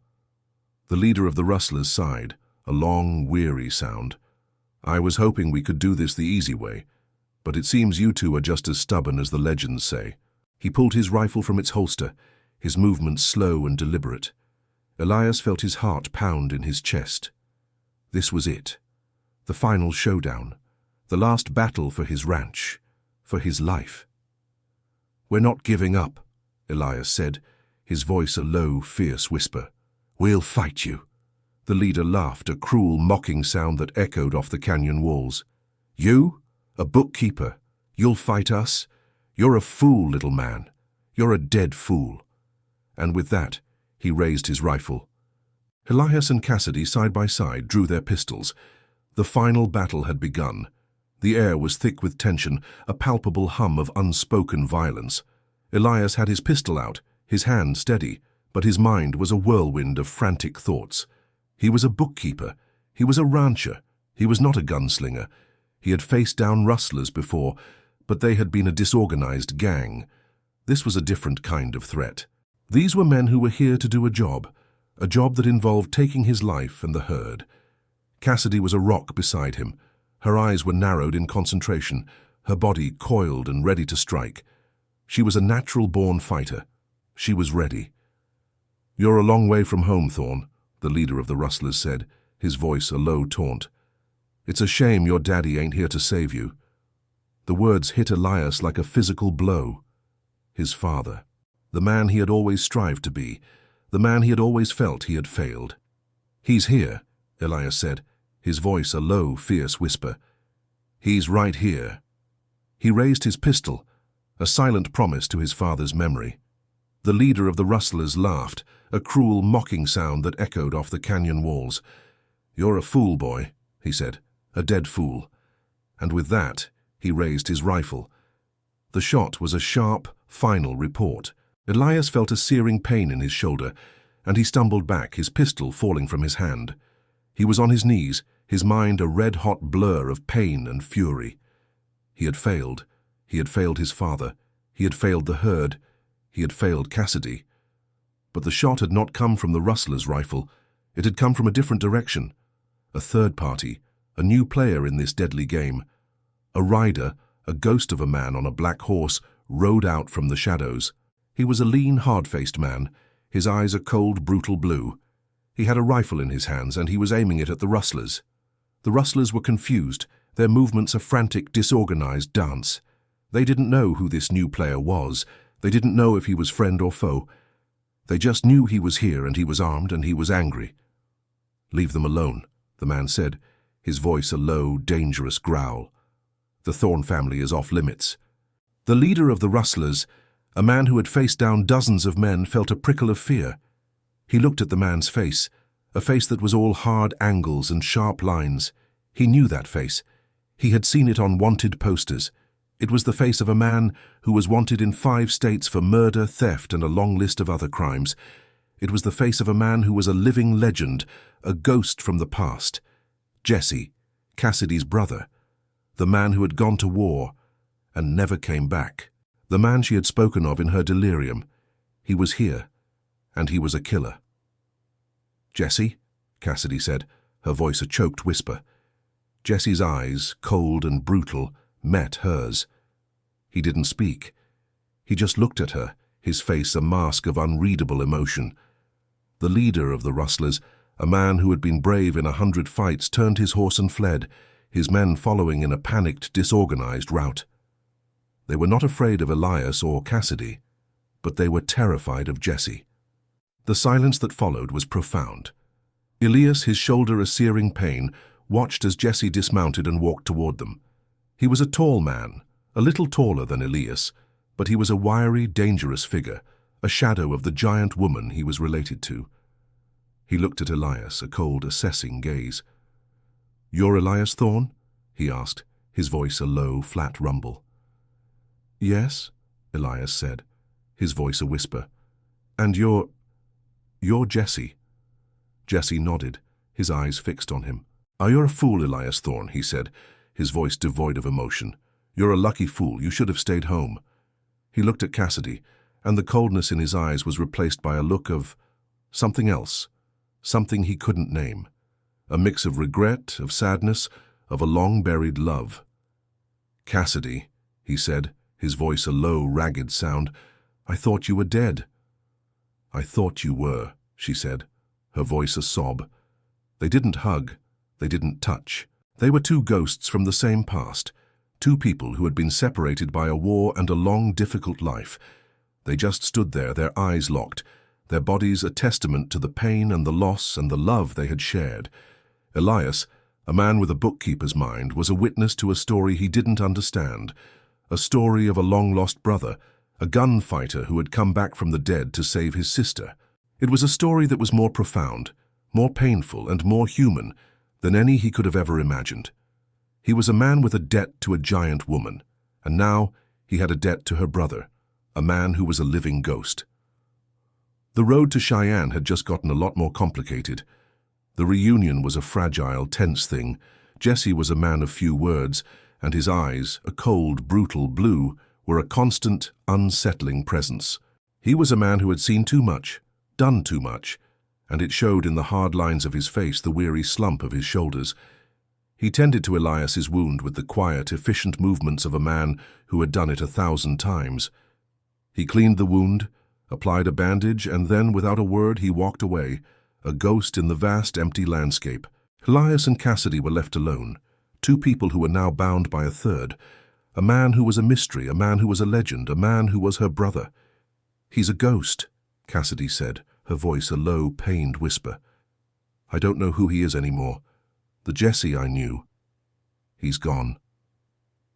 "He saved us," Elias said, his voice firm. "He saved the herd. He saved you." "He's a killer, Elias," she said, her voice full of sorrow. "He's a man who has left a trail of bodies in his wake." "He's not the same man who left for the war." Elias said nothing. He had seen the way the rustlers had fled. He had seen the cold, brutal look in Jesse's eyes. He had seen a man who was more than a gunfighter. He was a force of nature, a whirlwind of violence and regret. Jesse returned a few hours later, a hunted deer slung over his shoulder. He cooked it over the fire, his movements a silent, efficient choreography. He didn't speak. He just sat by the fire, his eyes fixed on the distant hills, a silent, watchful presence. The air was heavy with unspoken words, with a long-buried sorrow and a deep, profound love. Elias watched the two of them, two people who were bound by a love they couldn't express, a love that had been shattered by a war and a brutal life. The next day they continued their journey. Jesse rode with them, a silent, watchful shadow. He rode on the flanks, a guardian of the herd, his eyes constantly scanning the horizon. He was a professional, a killer, and he was using his skills to protect them. Elias was a man of his word. He had paid his debt to Cassidy, and now he had a new one to her brother. A man who was a ghost, a man who had a price on his head, a man who was a killer, and a man who had saved his life. They reached the outskirts of Cheyenne a few days later. The town was a bustling, chaotic place, a world away from the silent, empty plains they had been traveling. The air was thick with the smell of cattle, of hay, of dust, and of 100 different lives being lived in a single, crowded space. The railhead was a hive of activity. Cowboys were pushing herds into the stockyards, men were yelling, and the air was alive with the sound of 100 different conversations. Elias felt a surge of relief. He had made it. He had done it. He had saved his ranch. Jesse left them at the edge of town. He didn't say goodbye. He just rode off, a ghost in the vast, empty landscape. He was a man who was a killer, a man who had a price on his head, and he knew he didn't belong in a town filled with people. He was a man who lived on the fringes, in the shadows. Elias felt a profound sense of loss. He had just met him, and he had already gone. He was a man who was a mystery, a man who was a ghost, a man who had saved his life, and he was gone. Cassidy was quiet, her face a mask of unreadable emotion. She had found her brother, and she had lost him again. The reunion was a brief, painful thing, a flicker of light in a long, dark life. They pushed the herd into the stockyards. The buyers were there, their faces a study in cold, hard numbers. They looked at the herd, a little thin and weary but strong, and their faces were a study in pure profit. They were a good herd, a quality product, and they were worth a lot of money. Elias, the bookkeeper, was in his element. He negotiated with the buyers, his voice firm, his mind clear. He had a price in mind, a price that would cover his debt and leave him with a little left over. He was a man who had fought for his legacy, and he was not going to give it up for pennies on the dollar. He sold the herd, and the money was more than he had hoped for. He had done it. He had saved his ranch. He had fought a long, hard battle, and he had won. He was no longer a man with a debt. He was a man with a future. He looked at Cassidy, a triumphant smile on his face. She smiled back, a weary, grateful thing. "You did it, Elias," she said, her voice a low whisper. "You saved your ranch." He nodded, a lump forming in his throat. He had saved his ranch, but he had lost something too. He had lost the quiet, lonely journey he had taken with a giant woman. He had lost a part of himself that he had only just found. He had a future, but he had a debt, and he had a ghost in his life. The story was not over. It was just beginning. Elias walked into the Cheyenne Bank, a canvas bag full of money in his hand. The bank was a solid stone structure, a fortress of money and power in a town of wood and dirt. He felt a sense of triumph, a quiet, resolute pride. He had done it. He had saved his ranch. He deposited the money, his hands a blur of motion, his mind clear and focused. He was a bookkeeper in his element, a man who was finally in control of his own life. He had fought a battle he never thought he could win, and he had won. He left the bank, a lighter, happier man. He had a future. He had a legacy. He had a debt to repay. He walked to the Mercantile, a small crowded store that sold everything from saddles to flour to tobacco. He had a list of things he owed to Cassidy, a list of things he owed to the woman who had saved his life. He bought her a new saddle, a well-made, hand-stitched leather thing that was more suited to her size and her strength. He bought her a new rifle, a fine Winchester that was a far cry from the worn, battered rifle she had. He bought her a new coat, a warm, well-made duster that was the color of the desert, a beautiful, earthy brown. He bought her a new pair of boots, a fine, well-made leather pair that would last for years. He bought her a small, delicate silver necklace, a simple, beautiful thing with a small engraved horseshoe. It was a token of his gratitude, a symbol of a debt he could never fully repay. It was a small thing, but it was a symbol of a friendship that was as big and as vast as the plains they had crossed. He walked out of the store, his arms full of gifts. He was a man who had a debt to repay, and he was repaying it with a full heart. He was not just repaying a debt of money, he was repaying a debt of a lifetime. He found Cassidy at the stables, her hands full of grain, her eyes fixed on her roan stallion. She was a woman who was at peace, a woman who was back in her element. She was a horsewoman, a cowgirl, a giant of a woman who was as at home in a stable as she was on the range. He laid the gifts on the ground, a pile of leather and canvas and metal. She looked at them, a flicker of surprise in her eyes. "What is all this, Elias?" she asked, her voice a low whisper. "It's a debt," he said, his voice firm. "A debt of a lifetime. You saved me, Cassidy. You saved my ranch. You saved my life. And I can never repay you. But I can start." She looked at him, her eyes a mix of surprise, gratitude, and a quiet, profound emotion. "You don't owe me anything, Elias," she said, her voice soft. "I did what I did because it was the right thing to do. We're a team."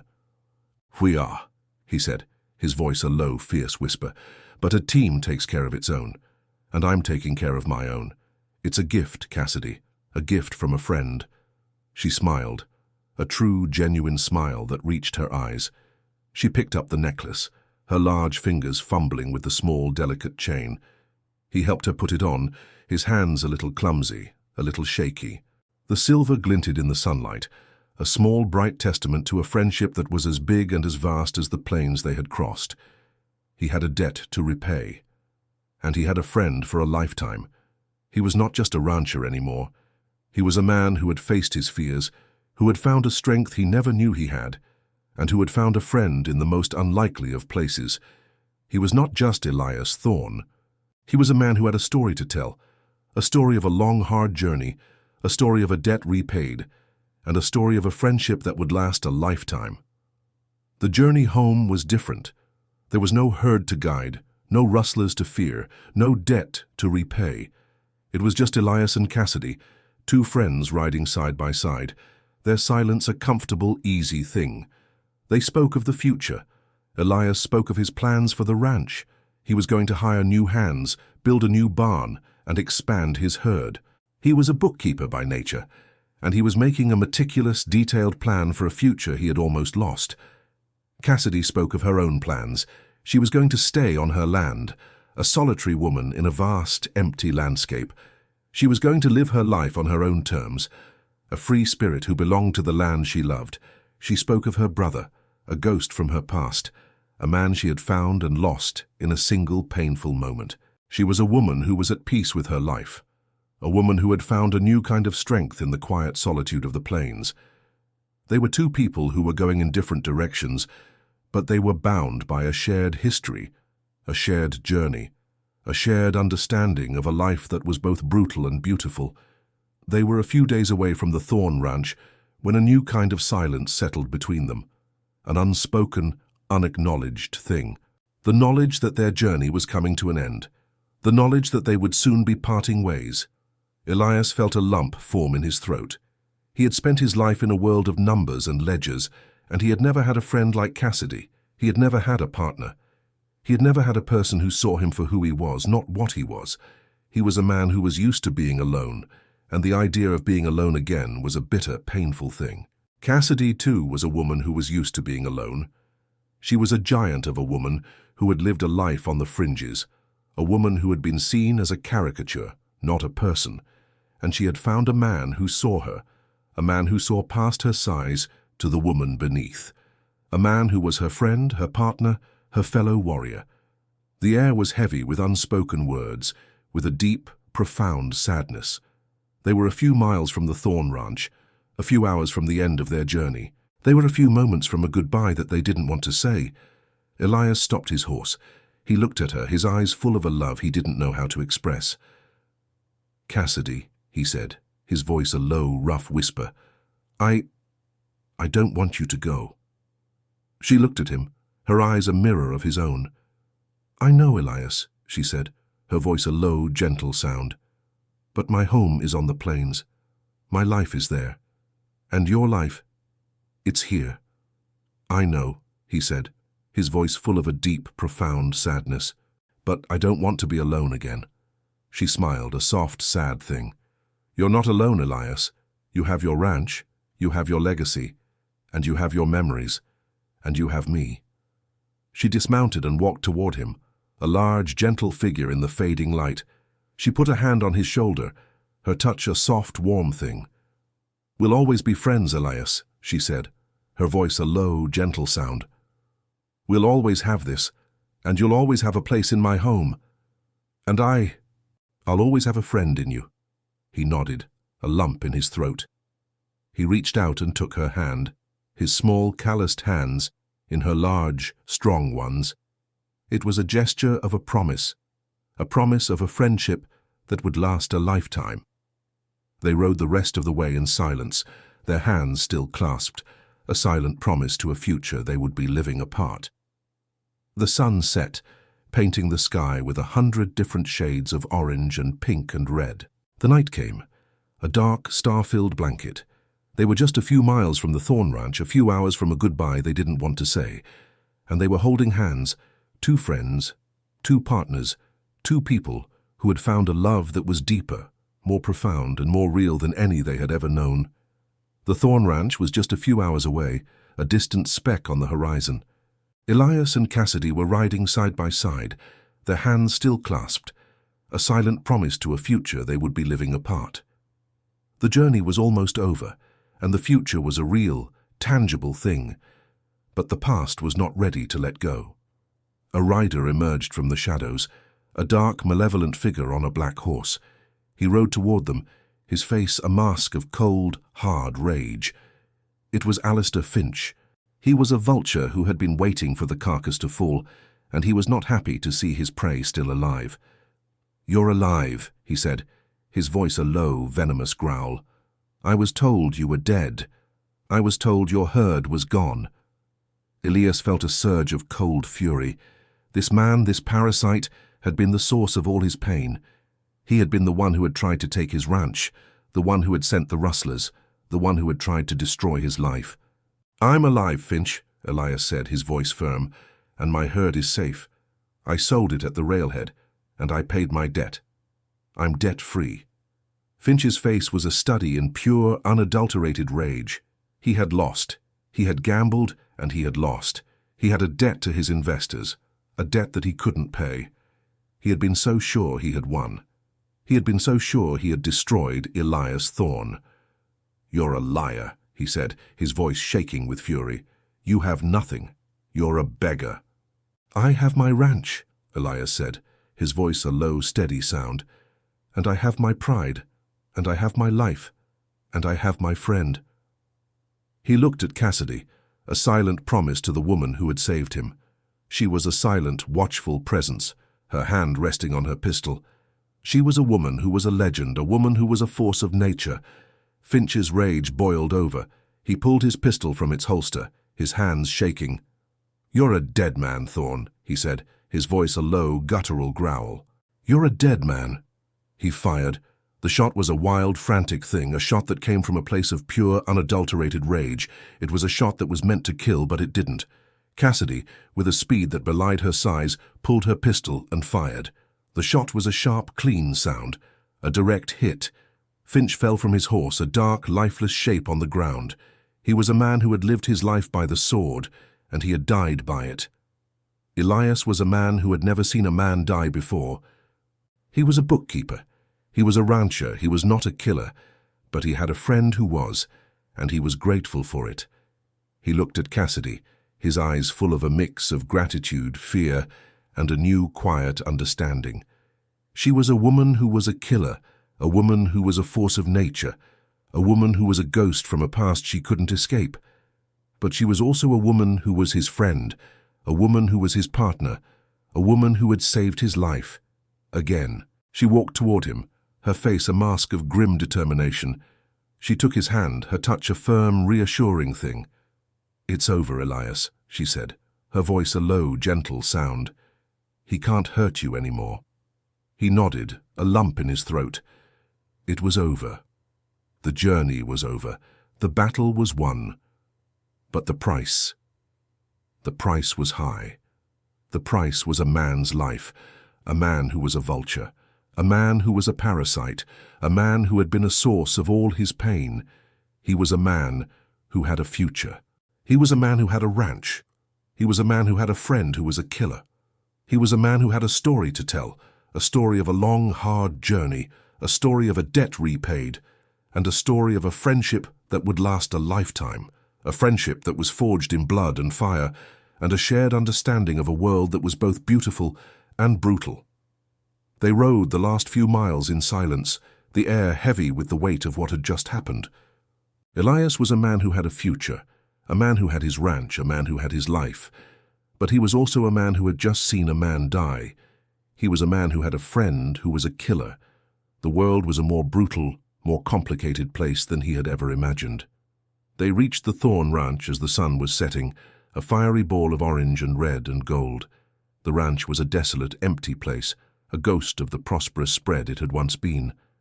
But it was his. It was his home. It was his legacy. Jed, the old foreman, was sitting on the porch, a weary, hopeful look on his face. He saw them riding toward him, and a slow, grateful smile spread across his face. "You did it," he said, his voice a low, choked whisper. "You came back. I knew you would." Elias dismounted, his legs shaky, his body a symphony of aches and pains. He felt a profound sense of relief. He was home. He was safe. He was alive. He introduced Jed to Cassidy, a silent, watchful presence beside him. Jed, a man who had seen a lot in his life, looked at her with a quiet, respectful understanding. He knew who she was. He had heard the stories. He knew she was a legend, but he also saw the look in her eyes, a look of a woman who was a friend, a partner, a fellow warrior. That night they sat by the fire, a small, weary circle of three. They spoke of the journey, of the dangers, of the triumph. Elias spoke of Finch, of the ambush, of the final showdown. He spoke of Jesse, a ghost from her past, a man who had come and gone in a single painful moment. Cassidy was quiet, her eyes fixed on the fire. She was a woman who had a past, a woman who had a debt of her own, a debt to a brother who was a killer, a man who had saved her, a man who had a price on his head. Elias knew he had to let her go. He knew her life was on the plains, in the solitude of the wilderness. He knew she was not a woman who could be tamed, but he didn't want to. He didn't want to lose her. "Cassidy," he said, his voice a low, gentle sound, "you're a part of this. You saved my ranch. You saved my life. I want you to stay. I want you to be a part of this." She looked at him, her eyes a mix of love, of regret, of a deep, profound sadness. "I can't, Elias," she said, her voice a low, pained whisper. "My home is on the plains. My life is there. And you have your life here. You have your ranch. You have your future." He nodded, a lump in his throat. He understood. He had his life. She had hers. They were two different people, two different lives, two different futures. They had met on a long, hard journey, and they had found a love that was deeper, more profound, and more real than any they had ever known. But it was a love that was born of a journey, a love that was born of a struggle, a love that was not meant to last. The next morning, she was gone. She had left before dawn, a silent, ghost-like presence in the pre-dawn light. She had left a small hand-carved wooden horse on the porch, a small beautiful thing that was a token of her love, a symbol of a friendship that would last a lifetime. Elias was a man who had a future. He had his ranch, he had his legacy, he had his life. He was no longer Elias Thorne, the timid rancher. He was a man who had faced his fears, who had found a strength he never knew he had, and who had found a love that was both a triumph and a tragedy. He was a man who had a story to tell, a story of a long, hard journey, a story of a debt repaid, a story of a friendship that would last a lifetime, and a story of a love that was both a new beginning and a painful end. Elias worked tirelessly, his hands and mind a blur of motion. He was a man with a purpose, a man who was rebuilding his life. He hired new hands, strong, capable men who saw his quiet authority and his deep knowledge of the land. He built a new barn, a sturdy, well-made thing that was a testament to his determination. He expanded his herd, buying new cattle, a new, younger generation that would be the foundation of his future. The ranch was no longer a ghost of its former self. It was a thriving, bustling place, a place of life and energy and a quiet, profound pride. Elias was a man who was in control of his own life, a man who was living a life that was both a tribute to his father's legacy and a testament to his own strength. But he was a man who was haunted.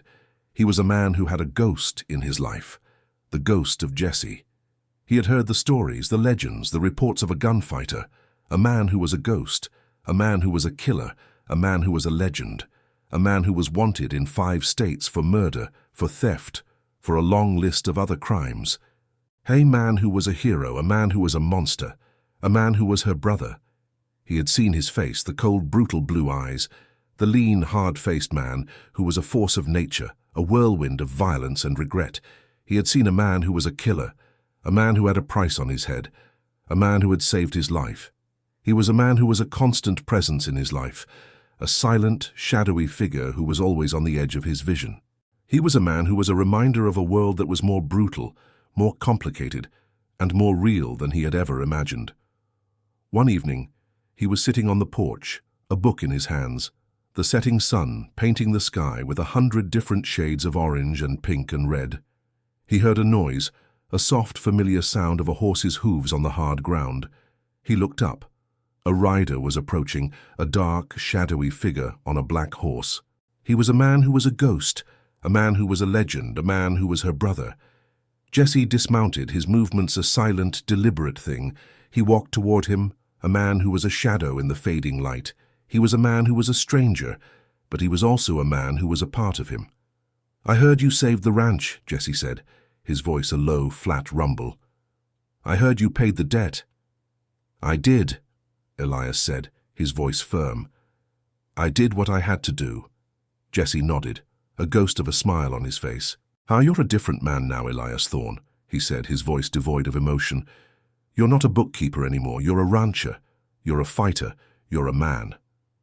Elias felt a surge of pride, a quiet, resolute thing. He was. He had a debt to repay, and he was repaying it. A debt to a man who had a price on his head, a man who was a killer, a man who was a ghost. "Why are you here, Jesse?" Elias asked, his voice a low whisper. "You're not safe here. You're a wanted man." "I know," Jesse said, his eyes fixed on the distant hills. "But I had to see you. I had to see the man who saved my sister. I had to see the man who paid a debt he didn't owe. He was a man who was a mystery, a man who was a legend, a man who was a killer. But he was also a man who had a heart. He was a man who was a brother. He said his goodbyes, a silent, stoic thing. He mounted his horse and rode away, a shadow in the fading light. He was a man who was a ghost, a man who was a legend, a man who was a killer. And he was gone. Elias was left alone, a man who had a future, a man who had his ranch, a man who had his life. But he was also a man who had a ghost in his life, a ghost who was a constant, silent reminder of a world that was more brutal, more complicated, and more real than he had ever imagined.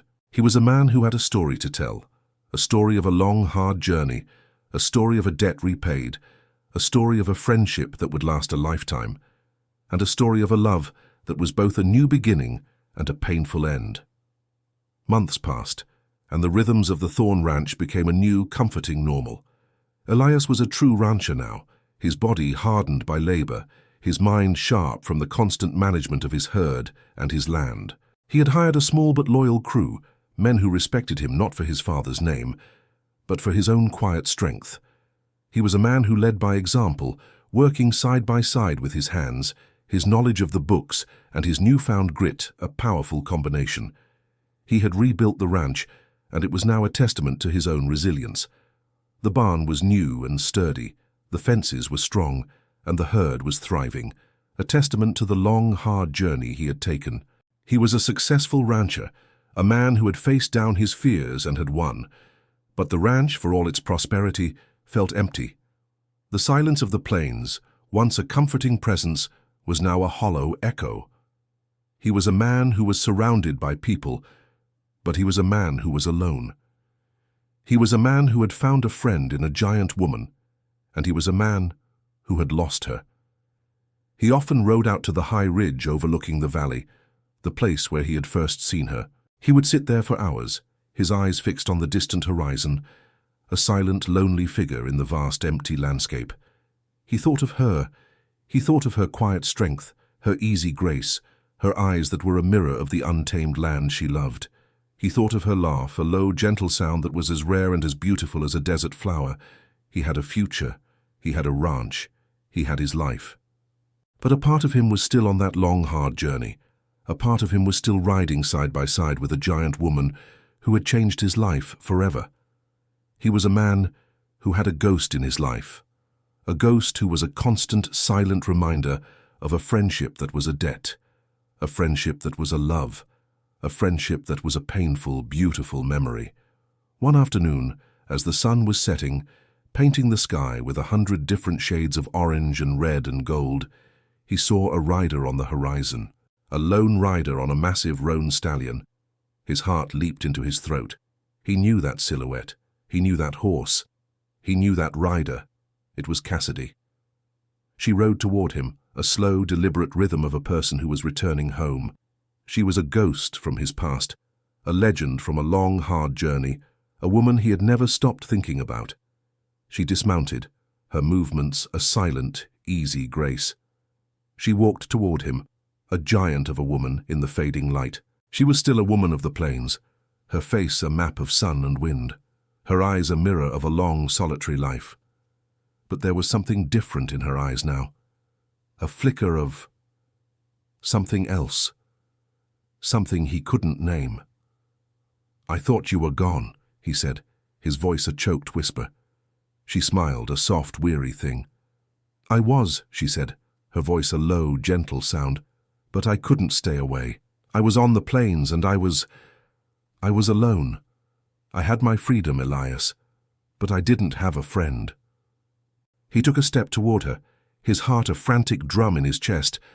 "You're not alone," he said, his voice firm. "You're not alone. You have me. You have a home. You have a friend." She looked at him, her eyes a mirror of his own. "I know," she said, her voice a low, soft sound. "I know." She put a hand on his shoulder, her touch a warm, comforting thing. "The plains are big, Elias, and they're lonely. And I'm tired of being alone." He nodded, a lump in his throat. He understood. He was a man who had been alone his whole life, and he had found a friend in a giant woman, and he was a man who didn't want to be alone again. "Then stay," he said, his voice a low, fierce whisper. "Stay. This is your home. This is your life. And I'll be your friend. I'll be your partner. I'll be your family." She smiled, a true, genuine smile that reached her eyes. "Then I'm home," she said. The sun set, painting the sky with 100 different shades of orange and pink and red. The night came, a dark, star-filled blanket. They were just two people on a ranch, two friends who had found a love that was deeper, more profound, and more real than any they had ever known. They were a part of each other now, two halves of a whole, two people who had found a home in each other's hearts. The Thorn Ranch was no longer a silent, empty place. It was a home. Cassidy's presence was a quiet, constant force, a grounding anchor in Elias's world. She didn't seek to command or change things. She simply fit. Her knowledge of horses was uncanny, and the herd seemed to respond to her with an almost magical ease. She would spend hours with them, her large hands a gentle comfort to the animals, her low voice a soothing lullaby. Her own cabin, the one where she had tended to Elias's wound, was now a place she visited more out of habit than need. She spent her days at the ranch, her life intertwining with his. They worked together, ate together, and sat by the fire late into the night. Their conversations a comfortable, easy flow of words. Their relationship wasn't one of grand gestures or declarations. It was built on the small, quiet moments that mattered most. Elias would bring her a cup of coffee in the morning, her favorite, black and strong. She would fix a broken fence with an easy grace, a silent testament to her love for the land. Their bond was an unspoken, unacknowledged thing, a deep, profound love that was more real than any words could express. One evening, as they were sitting by the fire, a book in Elias's hands, the silence was broken by a soft, hesitant question. "Elias," she said, her voice a low, gentle sound, "what happens now?" He looked at her, his eyes full of a love he didn't know how to express. "What do you mean?" he asked. "This," she said, gesturing to the fire, the ranch, the life they had built together. "What happens to it? What happens to us?" He didn't have an answer. He was a man who had a future, a man who had his ranch, a man who had his life. But he was also a man who had a friend who was a ghost, a woman who was a legend, a love that was a painful, beautiful memory. "I don't know," he said, his voice a low, honest whisper. "I don't know what happens now, but I know this. I'm a better man because of you. My life is better because of you, and I don't want to lose you." She smiled, a soft, weary thing. "You won't," she said, her voice a low, gentle sound. "You won't. I'm not going anywhere, Elias. I'm home, and you're my home." He put down his book, his hands trembling. He reached out and took her hand, his small, calloused hands in her large, strong ones. It was a promise of a future they would build together, a future that was a mix of quiet solitude and a love that was as big and as vast as the plains they had crossed. They were two people who had been alone their whole lives, a bookish man who had found a home in the heart of a giant woman who had found a friend in a timid rancher. They were a part of each other now, two halves of a whole, two people who had found a love that was deeper, more profound, and more real than any they had ever known. The future was unwritten, but it was a future they would face together, side by side, a silent, unspoken promise to a love that would last a lifetime. The months turned into a year. Elias and Cassidy's lives became a beautiful, simple rhythm. They were a team in every sense of the word. They worked the ranch, their movements a silent, efficient choreography. Elias handled the books and the business, his sharp mind a perfect complement to Cassidy's deep knowledge of the land and the animals. They were not just partners. They were a family of two. Their conversations grew richer, filled with a shared understanding that needed no words. They spoke of the seasons, of the herd, of the sky, a vast, silent presence that was a constant in their lives. They spoke of their pasts, of their dreams, of the quiet, profound love that was growing between them. Elias was a different man now. He was no longer timid. He was no longer afraid. He was a man who was in control of his own life, a man who had found a strength he never knew he had. He was a man who had a love that was as big and as vast as the plains he had crossed. Cassidy was a different woman. She was no longer a ghost, a legend, a solitary figure in a vast, empty landscape. She was a woman who had a home, a woman who had a friend, a woman who had a love. She was a woman who was a part of a family that was a mix of quiet solitude and a love that was as big and as vast as the plains they had crossed. One evening, as they were sitting by the fire, a rare, gentle rain falling outside, Elias spoke of his dream. "I want to build a school," he said, his voice a low, quiet sound.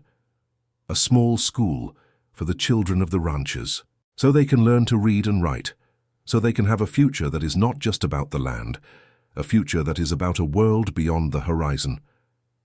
Cassidy smiled, a soft, gentle thing. "That's a good dream, Elias," she said, her voice a low, warm sound. "A good dream." She looked at him, her eyes a mirror of his own. "What about a family, Elias?" she asked, her voice a low, gentle whisper. "What about a family of our own?" His heart leaped into his throat. He was a man who had a dream, a man who had a ranch, a man who had his life, but he was also a man who had a love that was as big and as vast as the plains he had crossed. I want that, Cassidy," he said, his voice a choked whisper. "More than anything. I want that with you." She reached out and took his hand, her touch a warm, firm thing. "Then we'll have it," she said, her voice a low, gentle sound. "A family of our own. A family of two, and maybe a few more." The rain fell outside, a soft, gentle rhythm. The fire crackled, a warm, comforting sound. They were two people, two souls, two hearts, who had found a home in each other's arms. They were a family of two, a family that was a mix of quiet solitude and a love that was as big and as vast as the plains they had crossed. The future was unwritten, but it was a future they would face together, side by side, a silent, unspoken promise to a love that would last a lifetime. The Thorn Ranch became more than just a home. It became a symbol of a new way of life. Elias and Cassidy, with their combined strengths, created a place that was both prosperous and compassionate. They were fair to their hands, their ranch a place of community, of quiet dignity. They built the school, a small one-room building that was a testament to Elias's belief in a future that was not just about the land, but about the mind. He taught the children himself, his voice a low, patient guide to a world of words and numbers. He was a man who had a love for books, and he was sharing that love with a new generation.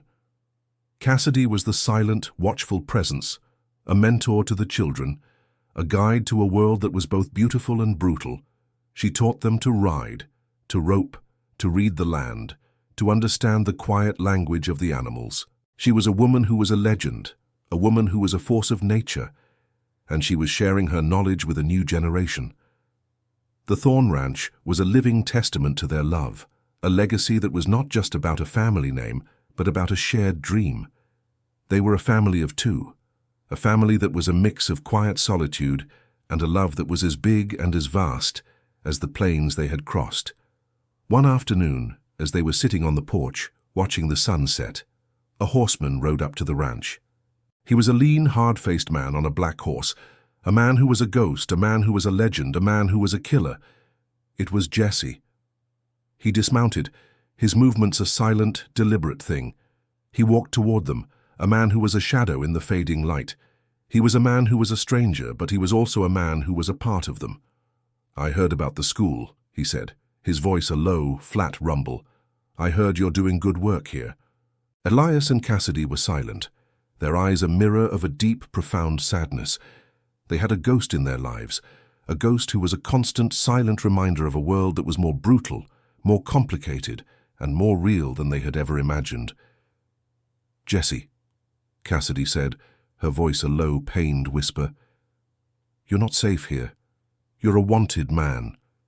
"I know," Jesse said, his eyes fixed on her. "But I had to see you. I had to see the life you've built. A life I couldn't have." He looked at Elias, a flicker of something in his eyes, something he couldn't name, a mix of respect, of gratitude, of a deep, profound regret. "He's a good man, Cassidy," Jesse said, his voice a low, rough sound. "He's a good man. He's a man who has a future, a man who has a home, a man who has a love that is as big and as vast as the plains you've crossed." He said his goodbyes, a silent, stoic thing. He mounted his horse and rode away, a shadow in the fading light. He was a man who was a ghost, a man who was a legend, a man who was a killer, and he was gone. Elias and Cassidy were left alone, a family of two, a family that was a mix of quiet solitude and a love that was as big and as vast as the plains they had crossed. They had a ghost in their lives, a ghost who was a constant silent reminder of a world that was both beautiful and brutal. But they also had a legacy of love, a legacy of hope, a legacy that was as big and as vast as the plains they had crossed. Years passed, and the Thorn Ranch became a beacon of a new way of life. The school was a success, a place where children learned not just about a world of words and numbers, but about a world of hope and a world of a love that was as big and as vast as the plains they had crossed.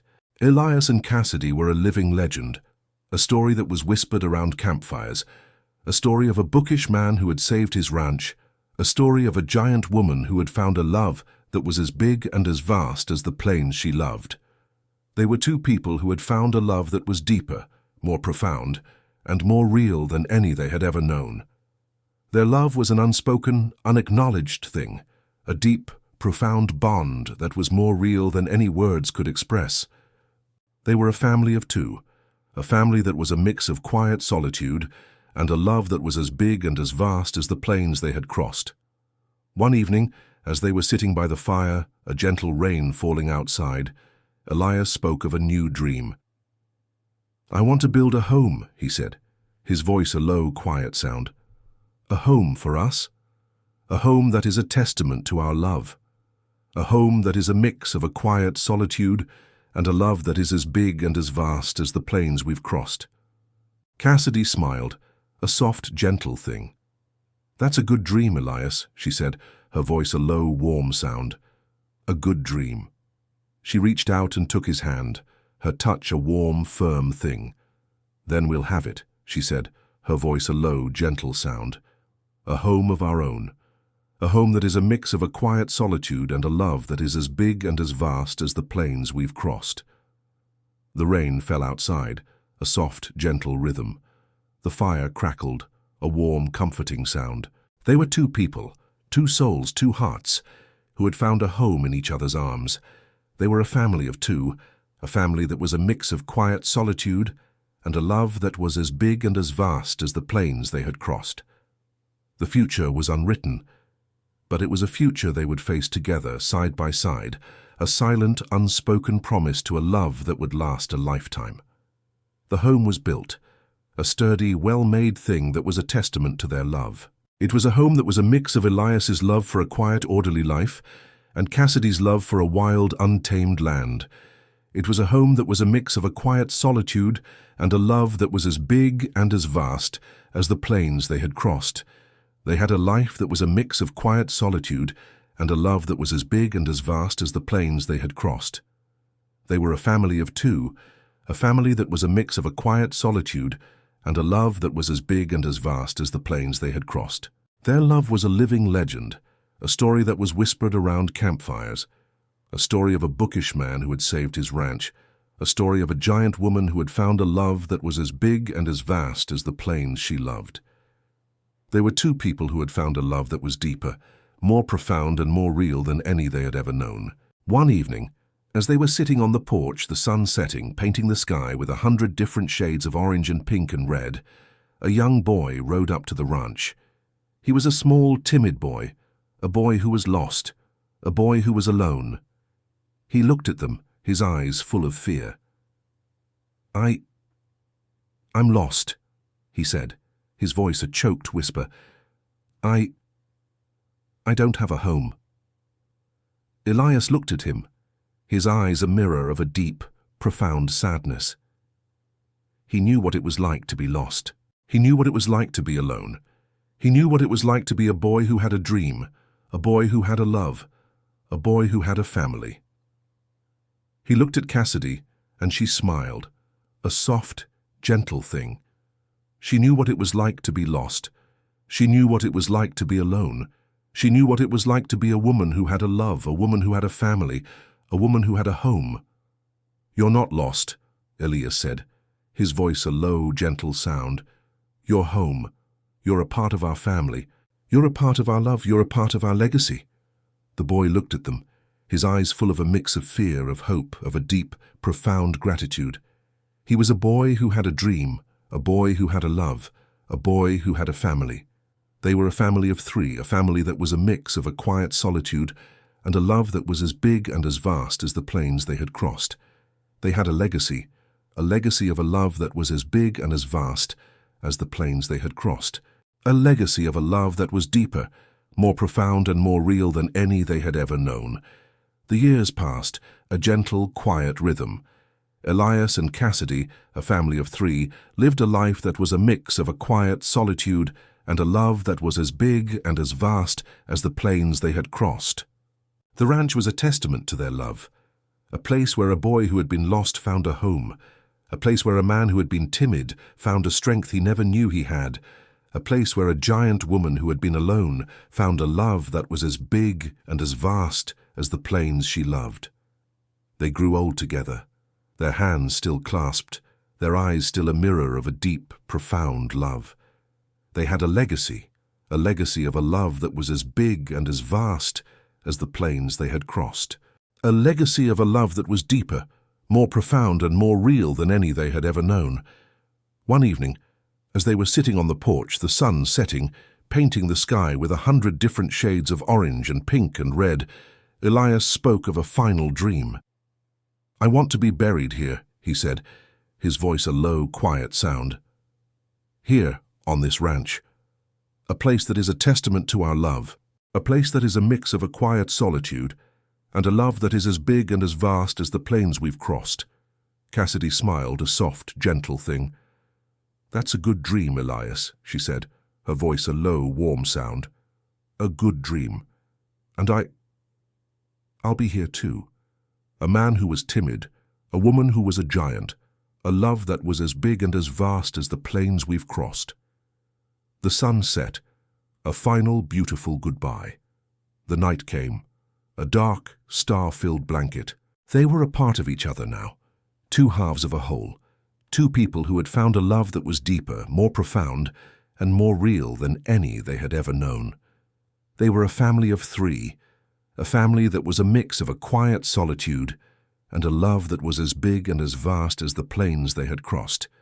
The book was closed, the final chapter was written, the story was over, but the legacy of a love that was as big and as vast as the plains they had crossed, that legacy would last a lifetime.